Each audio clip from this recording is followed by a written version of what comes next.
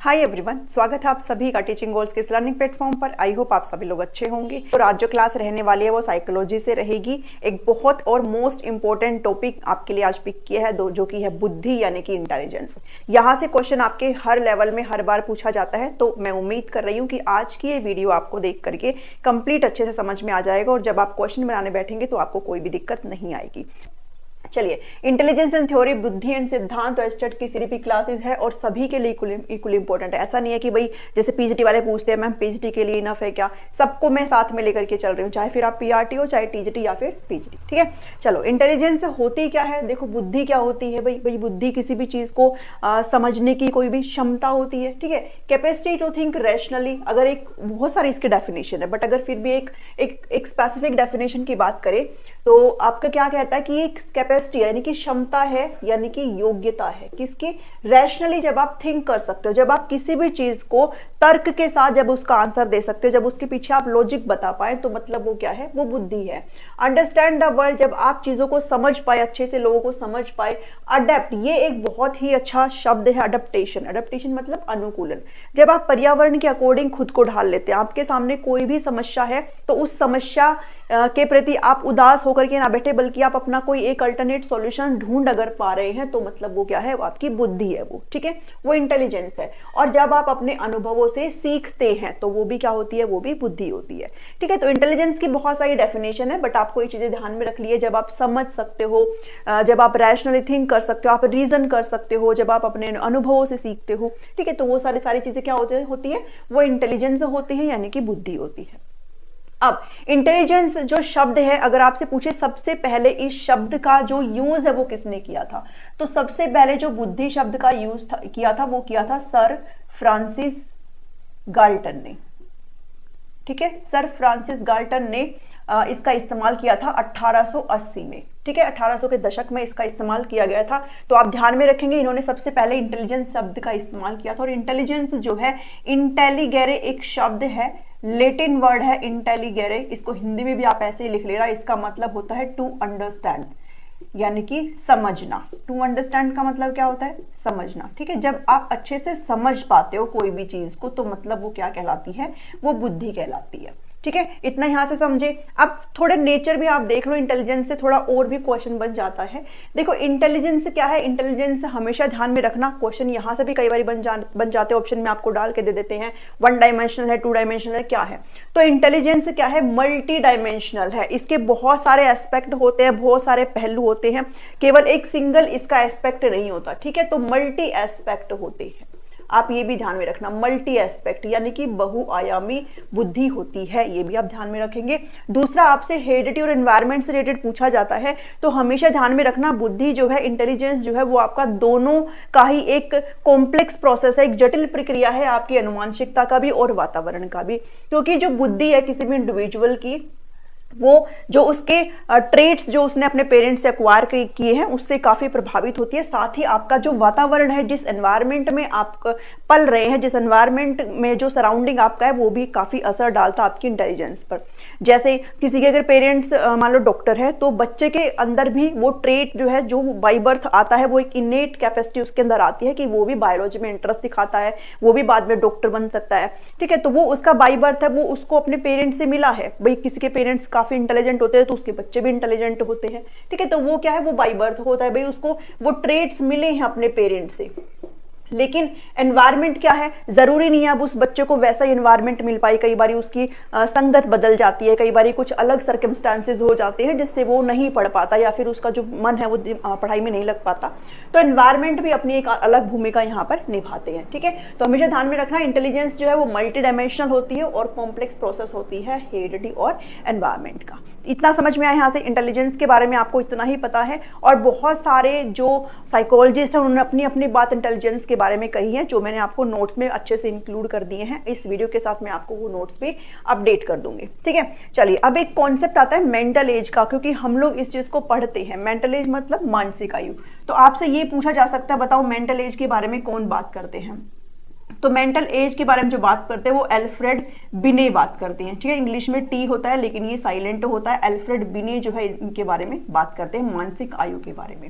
ठीक है, मानसिक आयु का हम इस्तेमाल करते हैं जब हम फॉर्मूला देखते हैं, जो हम आगे पढ़ेंगे। एल्फ्रेड बिने की जब बात आती है तो इनका जो नाम है वो काफी इंपॉर्टेंट बुद्धि के अंदर हो जाता है, क्योंकि इनकी जो बात होती है वो इंटेलिजेंस टेस्ट के बारे में बात होती है, आईटी के बारे में, यानी कि बुद्धि परीक्षण पे बात होती है। और इसी इंटेलिजेंस टेस्ट को मैंने यहाँ पर सबसे पहले हम इस इंटेलिजेंस टेस्ट को ही देखेंगे कि आखिर होता क्या है।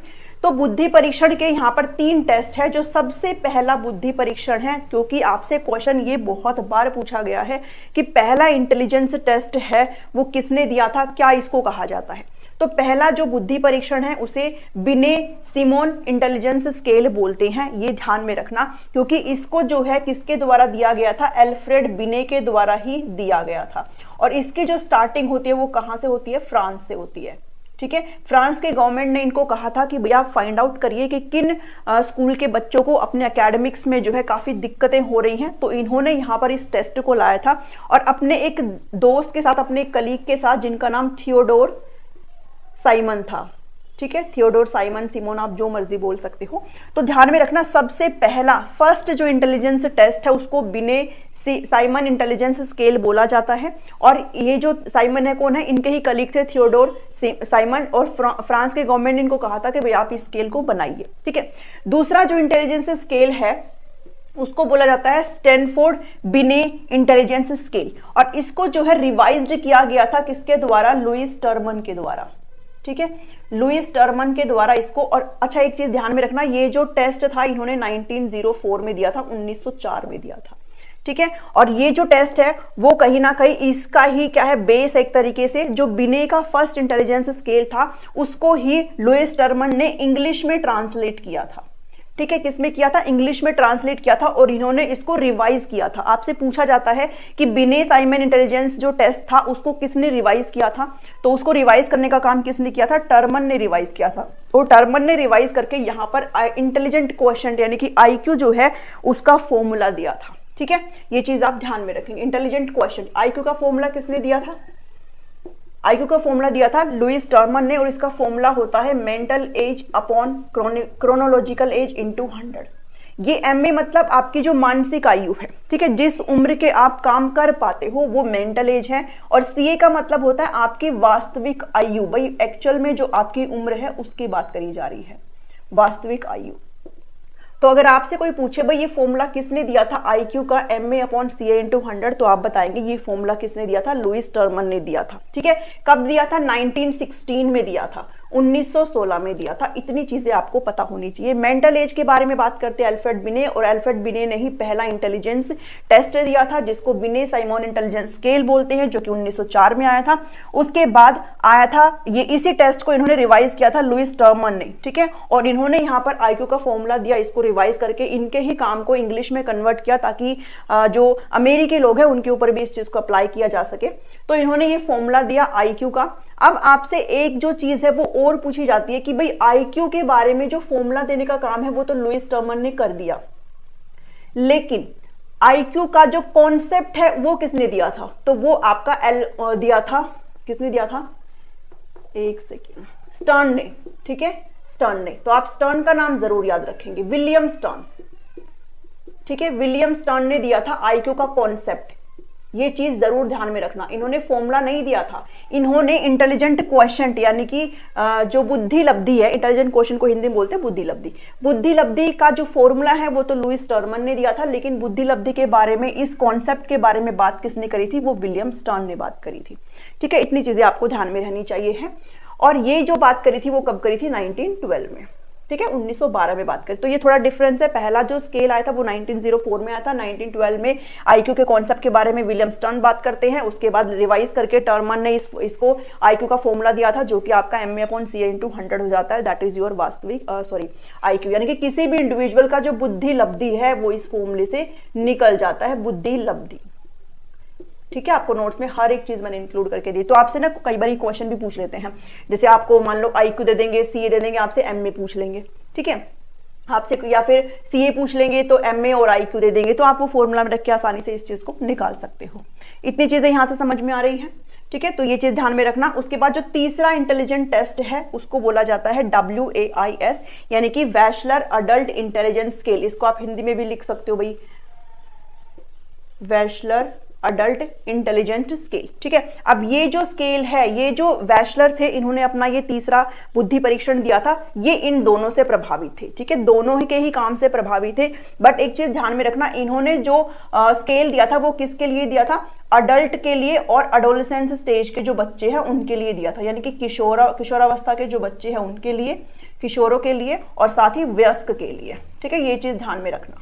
ठीक है, तो इनके अगर पूछा जाए भाई किन्होंने दिया था वयस्क के लिए, इंटेलिजेंस एडोलेसेंस स्टेज के बच्चों के लिए, तो वो वैशलर थे। बाकी ये दोनों चीजें आप अपने आप में ध्यान में रखेंगे। 1955 में ये वाला स्केल आया था। ठीक है, बस आपको इतना ही पढ़ने की यहाँ पर जरूरत है। और जब हम आईक्यू की बात करते हैं, जब हम बुद्धि लब्धि की बात करते हैं, तो हम इस टर्मन की जो ये टेबल आप यहाँ पर देख रहे हो, इस टेबल को आपने बहुत ही अच्छे तरीके से लर्न करके जाना है, बिकॉज यहाँ से आपका हर साल क्वेश्चन पूछा जाता है। जब मैंने स्टार्ट किया था तो यहाँ से आपका क्वेश्चन पूछा गया था, आई थिंक सेवर से पूछा गया था। ठीक है, सेवर मेंटल रिटार्डेड से पूछा गया था। इसको मैं आपको अभी समझाने वाली हूँ कि ये चीज क्या है। इतना आपने यहाँ पर सारी चीजें कर ली है। अब इस टेबल की तरफ चलते हैं। पहली चीज तो मैंने आपको ये बता दी कि आपको इस टेबल को बहुत ही अच्छे तरीके से क्या कर लेना है, बढ़िया तरीके से लर्न कर लो, चाहे कैसे भी कर लो। ठीक है, एक दो बार आप लिख के देखेंगे आपको लर्न हो जाएगा। बिकॉज और ये जितने भी टर्म आपको मैंने यहाँ पर लिखे, इससे बाहर आपसे कुछ भी नहीं पूछा जाएगा, कुछ भी नहीं पूछा जाएगा इससे बाहर। और जितनी टर्म मैंने यहाँ पर लिखे ना, ये सारी आपको एक जगह इकट्ठी कहीं मिलेगी भी नहीं।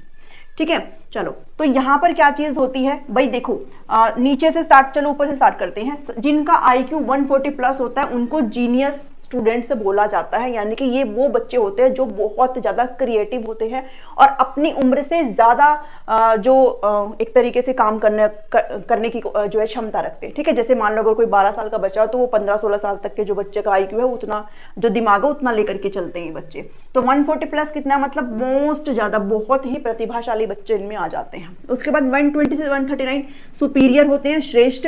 110 से 119 अबोव एवरेज है, ये वाला ध्यान में रख लेना। ठीक है, आपसे कई बार एवरेज पूछा जाता है, तो एवरेज होता है कितना, 90 से 109। एक दो अंक आगे पीछे हो सकते हैं, बट इतना ही चीजें आपको ध्यान में रखनी है, वो आप अकॉर्डिंग टू क्वेश्चन अच्छे से बना पाएंगे। बिलो एवरेज 80 से 89 होता है। अब ये जो चीजें है ना, डल और बॉर्डर लाइन, इसको भी ध्यान में रखना, 70 to 79। और ये जो चार चीजें हैं इनको बोला जाता है मेंटल रिटार्डेशन। मेंटल रिटार्डेशन यानी कि मानसिक मंदता। ठीक है, मानसिक मंदता IQ बोला जाता है इनको, जो कि कितने से कितने होता है, 0 से और 70 तक आप लगा लो। 0 से 70 तक की जो ये IQ स्टेज होती है उसको मेंटल रिटार्डेशन की स्टेज कहा जाता है। इस कैटेगरी के अंदर आने वाले जो बच्चे हैं वो कहीं ना कहीं थोड़े से लो होते हैं, उनको चीजें काफी देर में समझ में आती है। ठीक है, तो आपको इनके भी टाइप्स हैं, इनको अच्छे से समझ लेना। इतनी चीजें ध्यान में रखो, 0 से लेकर 60 तक मेंटल रिटार्डेशन IQ बोला जाता है। उसके बाद अब ये कैटेगरीज में डिवाइडेड है और आपसे क्वेश्चन कैटेगरीज में ही पूछे जाते हैं। ठीक है, जैसे आपसे पूछने जाएंगे, बताओ मेंटल प्रोफाउंड IQ कितना होता है। ठीक है, प्रोफाउंड मतलब गहन मंदता, इडियट मतलब जिनकी जड़ बुद्धि होती है, बिल्कुल ही ये जो होते हैं ना, ये इस पर्टिकुलर यहां से लेके यहां तक, यानी कि 0 से 24 IQ वाले, मतलब ये कंप्लीटली अदर की केयर में होते हैं, ये खुद से कुछ भी नहीं कर सकते, इनका दिमाग बिल्कुल ही 0 लेवल का होता है और इनको काफी ज्यादा केयर की जरूरत होती है। ठीक है, ये बिल्कुल कंप्लीटली दूसरों पर डिपेंडेंट होते हैं। उसके बाद सेवर आते हैं, ये भी भाई डिपेंडेंट दूसरों पे होते हैं, बट थोड़ा बहुत ये फोकस कर पाते हैं, थोड़ा बहुत अपना ध्यान लगा पाते हैं जो सेवर होते हैं। ठीक है, सेवर मेंटल रिटार्डेशन की जो स्टेज होती है वो 20 से 35 IQ की होती है। बहुत बार ये चीज आपसे पूछी गई है। उसके बाद इम्बिसिबल और मॉडर्न की जो मध्यम एक तरीके से मानसिक मंदता आप लगा सकते हो, वो आपको कहीं पर 35 से 50 लिखा मिलेगा, कहीं पर 25 से 50 लिखा मिलेगा। तो मैंने आपको दोनों ही लिख दिया यहाँ पर। ठीक है, जो भी आए आप मार्क कर देना। ठीक है, तो ये जो स्टेज होती है, इस स्टेज में बच्चा जो है पार्शली जो है एक तरीके से डिपेंड करता है दूसरों के ऊपर, मतलब थोड़ा बहुत वो खुद का कर सकता है बट कंप्लीट फॉर्म में नहीं कर सकता। ठीक है, उसके बाद फिर आता है माइल्ड, जिसको feeble mind, moron, slow learner, कुछ भी आप बोल सकते हो। ये 50 से 69 होता है। इनका जो एकेडमिक परफॉर्मेंस होती है ना, वो लो होती है, यानी कि जो शैक्षिक ये जो प्रदर्शन करते हैं, मतलब शिक्षा में जो प्रदर्शन करते हैं, उनका लो रहता है और स्कूल के स्टार्टिंग में पता नहीं चल पाता कि भाई ये जो बच्चे हैं वो मेंटल रिटार्डेशन की स्टेज के हैं। ठीक है, तो इनका पता नहीं लग पाता। तो आपको ये जो 4 पॉइंट है ना, इसे आपको अच्छे से समझ लेना है। ठीक है। बाकी ये चीजें भी आपको ध्यान में रखनी है, बट आपसे क्वेश्चन जनरली यहीं से पूछे जाते हैं। एक एवरेज का ध्यान में रख लेना, और अगर इनको अच्छे से याद कर पाओगे तो ये तो बहुत ही आसानी से हो जाएंगे। ये डल और बॉर्डर है, मतलब बॉर्डर पे है ये बच्चे, ठीक है, बिल्कुल बॉर्डर पे है। नीचे जाओगे तो बिल्कुल ही लेस हो जाएगा, ऊपर जाओगे तो थोड़ा थोड़ा इंप्रूव करते चले जाएंगे। तो बॉर्डर लाइन आपकी 70 से 89 है, ठीक है। तो आप इतना जरूर ध्यान में रखना। अब इतना आपने समझ में आ गया भाई इंटेलिजेंस क्या होती है, आईक्यू का कॉन्सेप्ट आपने समझ लिया। भाई आईक्यू का कॉन्सेप्ट मैं एक बार फिर से बता देती हूँ। आईक्यू का जो कॉन्सेप्ट है वो 1912 में स्टर्म ने दिया था, लेकिन 1960 में फॉर्मूला जो है टर्मन ने दिया था। अगर आपके पास ऑप्शन में टर्मन ना हो देन फिर आप स्टर्न के साथ जा सकते हो, लेकिन इतना जरूर ध्यान में रखना, ठीक है। और ये टेस्ट वगैरह ना ये भी आपसे बहुत बार पूछे जाते हैं। आज की इस थ्योरी में, आज की जो ये जो सेशन रहने वाला है, इसमें हम इंटेलिजेंस की थ्योरीज को पढ़ने वाले हैं। बहुत सारी थ्योरीज यहाँ पर आपके लिए लिखी हुई है, जिसको मैं आज की इस वीडियो में कवर करूंगी। इसके अलावा भी जिसमें देखो 1 फैक्टर थ्योरी को पढ़ेंगे, 2 फैक्टर थ्योरी है, 3 factor theory, group factor theory और कैटल की थ्योरी है यहाँ पर, जो कि आपकी फ्लूइड और क्रिस्टलाइन थ्योरी है। इसके अलावा भी आपकी 2 थ्योरी और रहती है जो कि ट्रायर्किक थ्योरी है, और साथ में आपकी जो होवर्ड गार्डनर का मल्टीपल इंटेलिजेंस थ्योरी है वो मैं आपको नेक्स्ट वीडियो में कवर करूंगी। तो आज की इस वीडियो में ये जो 5 थ्योरी है इनको आज हम पढ़ने वाले हैं। चलिए क्लास को स्टार्ट करते हैं। सीडीपी की क्लास है, सभी लेवल के लिए है, चाहे फिर वो टीजीटी हो, चाहे पीजीटी हो, चाहे फिर पीआरटी हो, ठीक है, सभी के लिए थ्योरीज रहने वाली है। चलिए देखिए 1 फैक्टर थ्योरी। अब देखो जो थ्योरी आपकी ज्यादा इंपॉर्टेंट है ना, जहां से आपके ज्यादातर क्वेश्चन पूछे जाते हैं, वो आपका होवर्ड गार्डनर की थ्योरी है। बट आपको इनको भी नहीं लीव करना है, बिकॉज एग्जामिनर का कुछ नहीं पता है वो कहां से क्वेश्चन पूछ लेगा, ठीक है। तो मैं तो अपनी तरफ से आपको कुछ भी नहीं छोड़ रही हूं। तो चलो यूनिफैक्टर थ्योरी, यानी कि यूनि का मतलब होता है एक, और फैक्टर मतलब एक फैक्टर हो। जिस थ्योरी के अंदर आपको एक कारक की बात करी गई है तो वो आपकी यूनिफैक्टर थ्योरी है, ठीक है। और इस थ्योरी को देने का काम किया था एल्फ्रेड बिने ने, एल्फ्रेड बिने। और बिने के नाम से आपको याद आ जाना चाहिए कि बिने ने जो है भाई मेंटल एज का कॉन्सेप्ट दिया था। मानसिक आयु का जो कंसेप्ट था, जो अवधारणा है, वो किसके द्वारा दी गई थी, वो एल्फ्रेड बिने के द्वारा दी गई थी। और एल्फ्रेड बिने ने पहला जो बुद्धि परीक्षण है, पहला जो इंटेलिजेंस टेस्ट है, जिसको बिने साइमन इंटेलिजेंस टेस्ट बोलते हैं, वो भी इनके द्वारा दिया गया था 1904 में, ठीक है। तो यूनिफैक्टर थ्योरी की बात कर रहे हैं, एल्फ्रेड बिने ने दिया था। इसको एकल कारक सिद्धांत बोलते हैं, हिंदी मीडियम वाले भी ध्यान में रखेंगे। एकल कारक इसलिए बोलते हैं क्योंकि इस थ्योरी के अंदर इन्होंने कहा कि हमारी जो बुद्धि है ना, उसके अंदर एक जनरल फैक्टर पाया जाता है, एक जी फैक्टर है, ठीक है। अगर आपको सिर्फ एक फैक्टर की बात करी जाए जो कि आपका जनरल फैक्टर है, जिसको आप जनरल इंटेलिजेंस कहते हो, सामान्य बुद्धि आप जिसको कहते हो, इन्होंने कहा कि भाई सबकी जो बुद्धि है उसके अंदर एक ना जनरल फैक्टर पाया जाता है, ठीक है। और वो जो जनरल फैक्टर है वो कांस्टेंट होता है और सबके अंदर डिफरेंट अमाउंट में पाया जाता है, लेकिन सबकी बुद्धि के अंदर एक सामान्य कारक पाया जाता है। इनका कहना बेसिकली ये है कि इन्होंने कहा कि भाई अगर कोई भी इंडिविजुअल अगर एक चीज में बढ़िया है ना, तो मतलब वो हर चीज में बढ़िया होगा। अगर कोई पढ़ाई में अच्छा है तो मतलब वो स्पोर्ट्स में भी अच्छा होगा, वो खेलने में भी अच्छा होगा, वो डांस में भी अच्छा होगा, सिंगिंग में भी अच्छा होगा। ऐसा जरूरी नहीं होता है। तो स्टर्न कह लो या फिर टर्मन कह लो या फिर बिने तो थे ही, इन्होंने इस थ्योरी को कहीं ना कहीं जायज थ्योरी बताया। लेकिन आजकल के जो साइकोलॉजिस्ट है वो इस थ्योरी को बिल्कुल क्रिटिसाइज करते हैं, क्योंकि इस थ्योरी में बिल्कुल भी दम नहीं है। आप ये नहीं कह सकते कि सबकी इंटेलिजेंस क्या होती है, सबकी इंटेलिजेंस सेम होती है, ठीक है। अगर कोई इंडिविजुअल पढ़ाई में अच्छा है तो जरूरी नहीं है भाई वो सिंगिंग में भी अच्छा हो, वो नाटक भी बढ़िया करता हो, वो खेलकूद भी बढ़िया करता हो। किसी का खेलकूद में इंटरेस्ट होता है, किसी का पढ़ाई में नहीं होता है। तो इसलिए इस थ्योरी को क्या किया गया, क्रिटिसाइज किया गया, ठीक है। तो आपको बस इस थ्योरी के बारे में इतना ही ध्यान में रखना है कि एल्फ्रेड बिने ने दी थी और इन्होंने सिर्फ बात करी जनरल फैक्टर की, कि सबकी जो बुद्धि है उसके अंदर एक सामान्य कारक पाया जाता है, ठीक है। बस इतना ध्यान में रखो इस थ्योरी के बारे में। सेकंड नंबर पे जो सिद्धांत आता है वो 2 फैक्टर थ्योरी की बात करता है। अब इन्होंने एक फैक्टर की बात करी, इन्होंने 2 फैक्टर की बात कर ली, और इस 2 फैक्टर में एक होता है जी फैक्टर और एक होता है एस फैक्टर। बट ये थ्योरी दी किसने, ये थ्योरी दी गई थी चार्ल्स स्पीयरमैन के द्वारा। चार्ल्स स्पीयरमैन के द्वारा ये थ्योरी दी गई थी और 1904 में ही दी गई थी, ठीक है। 1904 से याद आना चाहिए कि एल्फ्रेड बिने ने पहला इंटेलिजेंस जो टेस्ट है, पहला बुद्धि परीक्षण कब दिया था, 1904 में दिया था। मैं रिवाइज भी आपको साथ साथ करवा रही हूँ, ठीक है।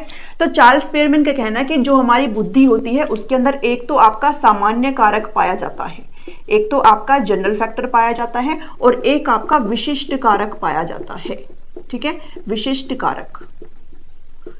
सामान्य कारक क्या है? ये आपका इनेट कैपेसिटी होता है, ठीक है। इनेट कैपेसिटी मतलब जन्मजात आपकी क्षमता होती है। जन्मजात हिंदी में लिखते रहना, अगर आप साथ के साथ नोट्स बना रहे हो। अगर आप मेरे से नोट्स आपने लिए या फिर लेना चाहते हो तो उसमें आपको सब कुछ इंक्लूड मिलेगा, ठीक है। हमेशा ध्यान में रखना, जो जनरल फैक्टर होता है ना, वो हर किसी के अंदर होता है और वो उसकी इनेट कैपेसिटी होती है जो उसको बाय बर्थ मिली है, ठीक है। तो ये हेरिडिटी से रिलेट करती है, आपकी जन्मजात क्षमता होती है। बट जो एस फैक्टर है ये आपको अपनी प्रैक्टिस से, अपने एक्सपीरियंस से इसको कमाना पड़ता है, ठीक है। तो ये आपकी एक्वायर्ड एबिलिटी होती है। कैसी होती है? एक्वायर्ड एबिलिटी, यानी कि अर्जित क्षमता होती है ये आपकी, जिसको आप अपनी मेहनत से हासिल करते हो, ठीक है। तो आपसे कई बार पूछा जाता है भाई प्रैक्टिस से के लिए भाई कौन सी फैक्टर होता है जो प्रैक्टिस से आपका एनहांस होता है, तो आपका जनरल फैक्टर होता है, सॉरी आपका स्पेसिफिक फैक्टर होता है, ठीक है। इसका मैं आपको ना एक एग्जांपल बताती हूँ, एक बहुत ही अच्छा एग्जांपल आपको मैं बताती हूँ। चलो देखो, आपने कृति सेनन का नाम सुना है? कृति सेनन भाई एक हीरोइन है ना, सबने आपने सबने जो है उनका नाम सुना होगा, कृति सेनन। अब आप ये कहोगे मैं ये क्यों बता रही हूँ, इनकी एक बहन है नुपुर सेनन, जिनकी अभी एक मूवी शायद आने वाली है, ठीक है। अब ये दोनों ही कौन है भाई? हीरोइन है, ठीक है। सुनते जाओ बस। इनकी मदर का नाम है गीता सेनन। क्या नाम है? गीता सेनन। अब ये पेपर में आपसे पूछा नहीं जाएगा कि इनकी मदर का क्या नाम है, बट मैं आपको एग्जांपल बता रही हूँ। गीता सेनन और इनके जो हस्बैंड है, मैं उनका नाम नहीं जानती हूँ, ये दोनों ही दिल्ली यूनिवर्सिटी में क्या है? प्रोफेसर है। अभी है कि नहीं मुझे नहीं पता, मेरे टाइम पे थे, ठीक है। दिल्ली यूनिवर्सिटी में क्या है? प्रोफेसर है। अब देखो प्रोफेसर है दोनों, यानी कि पढ़ाई में ये ज्यादा है, ठीक है। पढ़ाई में सारी चीजें, इनकी जो प्रोफेशनल लाइफ है वो टीचिंग है। तो ये जो कैपेसिटी है, ये जो भाई क्षमता है, ये जो पढ़ाई के अंदर इंटरेस्ट वाली क्षमता, वो कहीं ना कहीं इनकी बच्चियों में भी गई होगी, इनकी जो बेटियां इनके अंदर भी गया होगा, भाई इंटेलिजेंट होंगी ये। लेकिन इन्होंने अपना नाम किस में बनाया? इन्होंने अपना नाम बनाया है किसमें? फिल्मों में, ठीक है। ये जाकर के बनी एक्ट्रेस, ठीक है। इन्होंने अपना नाम बनाया फिल्मों में। तो मैं यहां पर आपको समझाना चाहती हूँ जी फैक्टर और एस फैक्टर के बारे में। अब इन्होंने अपना नाम कमाया है फिल्मों में, तो ये क्या है? इनका ये एस फैक्टर है, ठीक है। ये इनका स्पेसिफिक फैक्टर है, जिनकी वजह से इनको पहचान मिली है, भाई इनको एक्टिंग आती है, ठीक है। तो वो उसका क्या है? वो इनका है एस फैक्टर। लेकिन जो जी फैक्टर है कि भाई पढ़ाई में भी अच्छी होंगी, तो वो क्या है? इनका ये जी फैक्टर है, भाई पढ़ने में भी बढ़िया होंगी, इनके एकेडमिक्स में भी बढ़िया मार्क्स आए होंगे, बट इन्होंने अपना नाम कमाया है किसमें? फिल्मों में, तो वो क्या है? वो एस फैक्टर है। तो जी फैक्टर वो होता है जो आपको अपने पेरेंट्स से मिला, जो आपके अंदर जन्मजात है। लेकिन एस फैक्टर वो होता है जब आप अपनी मेहनत से जो चीज करते हो, ठीक है। तो इसके लिए आपको भाई जितना ये ज्यादा फिल्मों में काम करेंगी, उतनी जो एक्टिंग उतनी निखर के आएगी। तो जब प्रैक्टिस की बात आती है तो कौन सा एनहांस होता है? वो आपका एस फैक्टर होता है। जैसे मैं एक एग्जांपल और लूं, कोहली का ले लो। विराट कोहली है, भाई विराट कोहली क्या खेलते हैं? विराट कोहली खेलते हैं क्रिकेट, ठीक है। क्रिकेट खेलते हैं। अब विराट कोहली का एस फैक्टर क्या है? कि उनका क्रिकेट बढ़िया है, कि भाई वो क्रिकेट में अपना नाम उन्होंने कमाया है। लेकिन इसके अलावा वो जो वॉलीबॉल भी खेल लेते होंगे, भाई थोड़ा बहुत तो खेल ही लेते होंगे, है ना। थोड़ा बहुत वो टेनिस भी खेल लेते होंगे। तो ये क्या है? ये उनका जी फैक्टर है, भाई मतलब कि सारे गेम खेल लेते हैं, लेकिन स्पेसिफिक क्या है? स्पेसिफिक है क्रिकेट। तो अभी समझे जी फैक्टर और एस फैक्टर के बारे में। तो ये इन्होंने कहा कि जो हमारी बुद्धि है उसके अंदर दो कारक पाए जाते हैं, सिर्फ जी नहीं पाया जाता। एक जी फैक्टर जिसको हम जनरल इंटेलिजेंस बोलते हैं, और एक आपका एस फैक्टर जो कि आपका स्पेशल यानी कि विशिष्ट कारक है, ठीक है। इतना आपको टू फैक्टर की थ्योरी में ध्यान में रखना है। नेक्स्ट आता है फिर थ्री फैक्टर थ्योरी। अब इन्होंने क्रिटिसाइज किया किनको? चार्ल्स स्पियरमैन को। और ये थे कौन? ये जो थ्री फैक्टर थ्योरी है, ये जो तीन कारक सिद्धांत है, ये किसने दिया था? ये दिया था एडवर्ड ली थॉर्नडाइक ने। और थॉर्नडाइक को आप बार बार पढ़ेंगे, आगे भी पढ़ेंगे, ठीक है। एडवर्ड ली थॉर्नडाइक ने दिया था, और इस सिद्धांत को 1920 में दिया गया था, ये भी आप जरूर ध्यान में रख लेना, ठीक है। एडवर्ड ली थॉर्नडाइक, और इन्होंने क्रिटिसाइज किया स्पियरमैन को। चार्ल्स स्पियरमैन की जो जी और एस फैक्टर की थ्योरी है, इन्होंने इसको किया क्रिटिसाइज। इन्होंने कहा कि भाई जनरल इंटेलिजेंस ऐसा कुछ भी नहीं होता है। भाई आप कह रहे हो जनरल इंटेलिजेंस होती है जो हमारी बुद्धि में, ऐसा कुछ भी नहीं होता। इन्होंने कहा कि जो हमारी बुद्धि है वो मल्टीपल कारकों से मिलकर बनी हुई है, मतलब मल्टी फैक्टर्स होते हैं, सिर्फ दो फैक्टर नहीं होते। कितने फैक्टरों की बात करी? दो से ज्यादा, यानी कि मल्टी फैक्टर्स होते हैं, ठीक है। इनके बारे में बात करी, मैं इसको यहां से इरेज कर देती हूँ, थोड़ा सा मुझे लिखना पड़ेगा। इन्होंने कहा कि भाई मल्टीपल फैक्टर्स होते बहुत सारे, तो इन्होंने बात करी है बहुकारकों की, ठीक है, बहुकारकों की। इसलिए इसको बहुकारक सिद्धांत भी कहा जाता है, ये भी ध्यान में रखोगे। Multi factor theory, multi factor theory भी इसको कहा जाता है, क्योंकि इन्होंने कहा कि हमारी जो बुद्धि है ना वो छोटे छोटे कारकों से मिलकर बनी हुई होती है, छोटे छोटे। और ये कारक कैसे होती है, ये कारक इंडिपेंडेंट होते हैं, आपस में स्वतंत्र होते हैं। ठीक है, एक एक शब्द में जो बोलती हूँ ना वो बहुत जरूरी होता है, कुछ भी मैं एक्स्ट्रा नहीं बोलती हूँ। तो ये कारक कैसे होते हैं, ये स्वतंत्र होते हैं, इनका एक प्रधान कारक होता है जिनको कहीं ना कहीं कंट्रोल करने का काम करता है। तो बहुत सारे छोटे छोटे कारकों से मिलकर के हमारी बुद्धि बनी हुई होती है, इसलिए इस थ्योरी को एटोमिस्टिक थ्योरी भी कहा जाता है। एटोमिस्टिक थ्योरी, ठीक है। एटोमिस्टिक मतलब एटम से रिलेटेड, और एटम क्या होता है, बहुत ही वो छोटा रूप, सूक्ष्म रूप होता है, इसलिए इसको, क्योंकि इन्होंने कहा कि छोटे छोटे कारकों से मिलकर बनी हुई, इसलिए इस थ्योरी को एटोमिस्टिक थ्योरी भी कहा जाता है। साथ ही एनार्किक थ्योरी भी कहा जाता है। तो ये कुछ नाम है इस थ्योरी के जो आपने ध्यान में रखने हैं। 3 फैक्टर थ्योरी भी बोला जाता है, मल्टी फैक्टर थ्योरी बोला जाता है, एनार्किक बोला जाता है, एटोमिस्टिक थ्योरी बोला जाता है। ठीक है, तो ये सारे नाम आप जरूर ध्यान में रख लो, और हिंदी मीडियम वाले कोशिश किया करो भाई इंग्लिश में इनके नाम याद करने की, हिंदी में बतेरे नाम हो जाते हैं। तो एडवर्ड थॉर्नडाइक ने कहा कि क्रिटिसाइज किया स्पीयरमैन को कि भाई जनरल इंटेलिजेंस जैसा कुछ नहीं होता है, बल्कि हमारी बुद्धि जो होती है वो छोटे छोटे कारकों से मिलकर के बनी हुई होती है, इसलिए इसको एटोमिस्टिक थ्योरी बोलते हैं। और ये कारक कैसे होते हैं, ये कारक इंडिपेंडेंट होते हैं। इन्होंने कहा कि हमारी जो बुद्धि है, जो हमारी योग्यताएं हैं, भाई जो एबिलिटीज है, मतलब हम बुद्धि का मतलब क्या है, मतलब हमारे अंदर कोई ना कोई एबिलिटीज है, योग्यताएं हैं, क्षमताएं हैं। तो इन्होंने कहा कि भाई 3 प्रकार में डिवाइड कर दिया बुद्धि को। कहा कि एक होता है एब्स्ट्रैक्ट इंटेलिजेंस, इसको अमूर्त बुद्धि कहते हैं, एक कंक्रीट इंटेलिजेंस की बात करी, और एक बात करी सोशल इंटेलिजेंस की। ठीक है, तो 3 के बारे में कौन बात करते हैं, 3 के बारे में बात करते हैं एडवर्ड ली थॉर्नडाइक। ठीक है, अब देखो समझो एब्स्ट्रैक्ट इंटेलिजेंस से क्या होता है। एब्स्ट्रैक्ट इंटेलिजेंस मतलब अमूर्त बुद्धि। आप जब अपनी कोई भी चीज है उसको आप सिचुएशन से बियॉन्ड जाकर के जब आप सोचते हो, किसी भी परिस्थितियों से परे जाकर के जब आप सोचते हो, तो वो किस में आता है, वो आपका एब्स्ट्रैक्ट इंटेलिजेंस आता है। यानी कि आपके सामने कोई भी समस्या है और जब आप उस चीज के बारे में हाइपोथेटिकली अपने दिमाग में चीजें सोचने लग जाते हो, तो वो आपकी एब्स्ट्रैक्ट इंटेलिजेंस होती है। ठीक है, सिर्फ आपके सामने कोई चीजें हैं उसके उस तक आप सीमित नहीं रहते हो, बल्कि आप अपने दिमाग में उस चीजों के जो सही है गलत है वो सब चीजें अगर आप सोच पाते हो, भाई क्या सही है, क्या अगर मैं ऐसे करूंगा तो ये हो जाएगा, वो गलत, मतलब आप रीजनिंग के साथ बढ़िया तरीके से जब आप उस चीज के बारे में सोच पाते हो, तो वो एब्स्ट्रैक्ट इंटेलिजेंस होता है।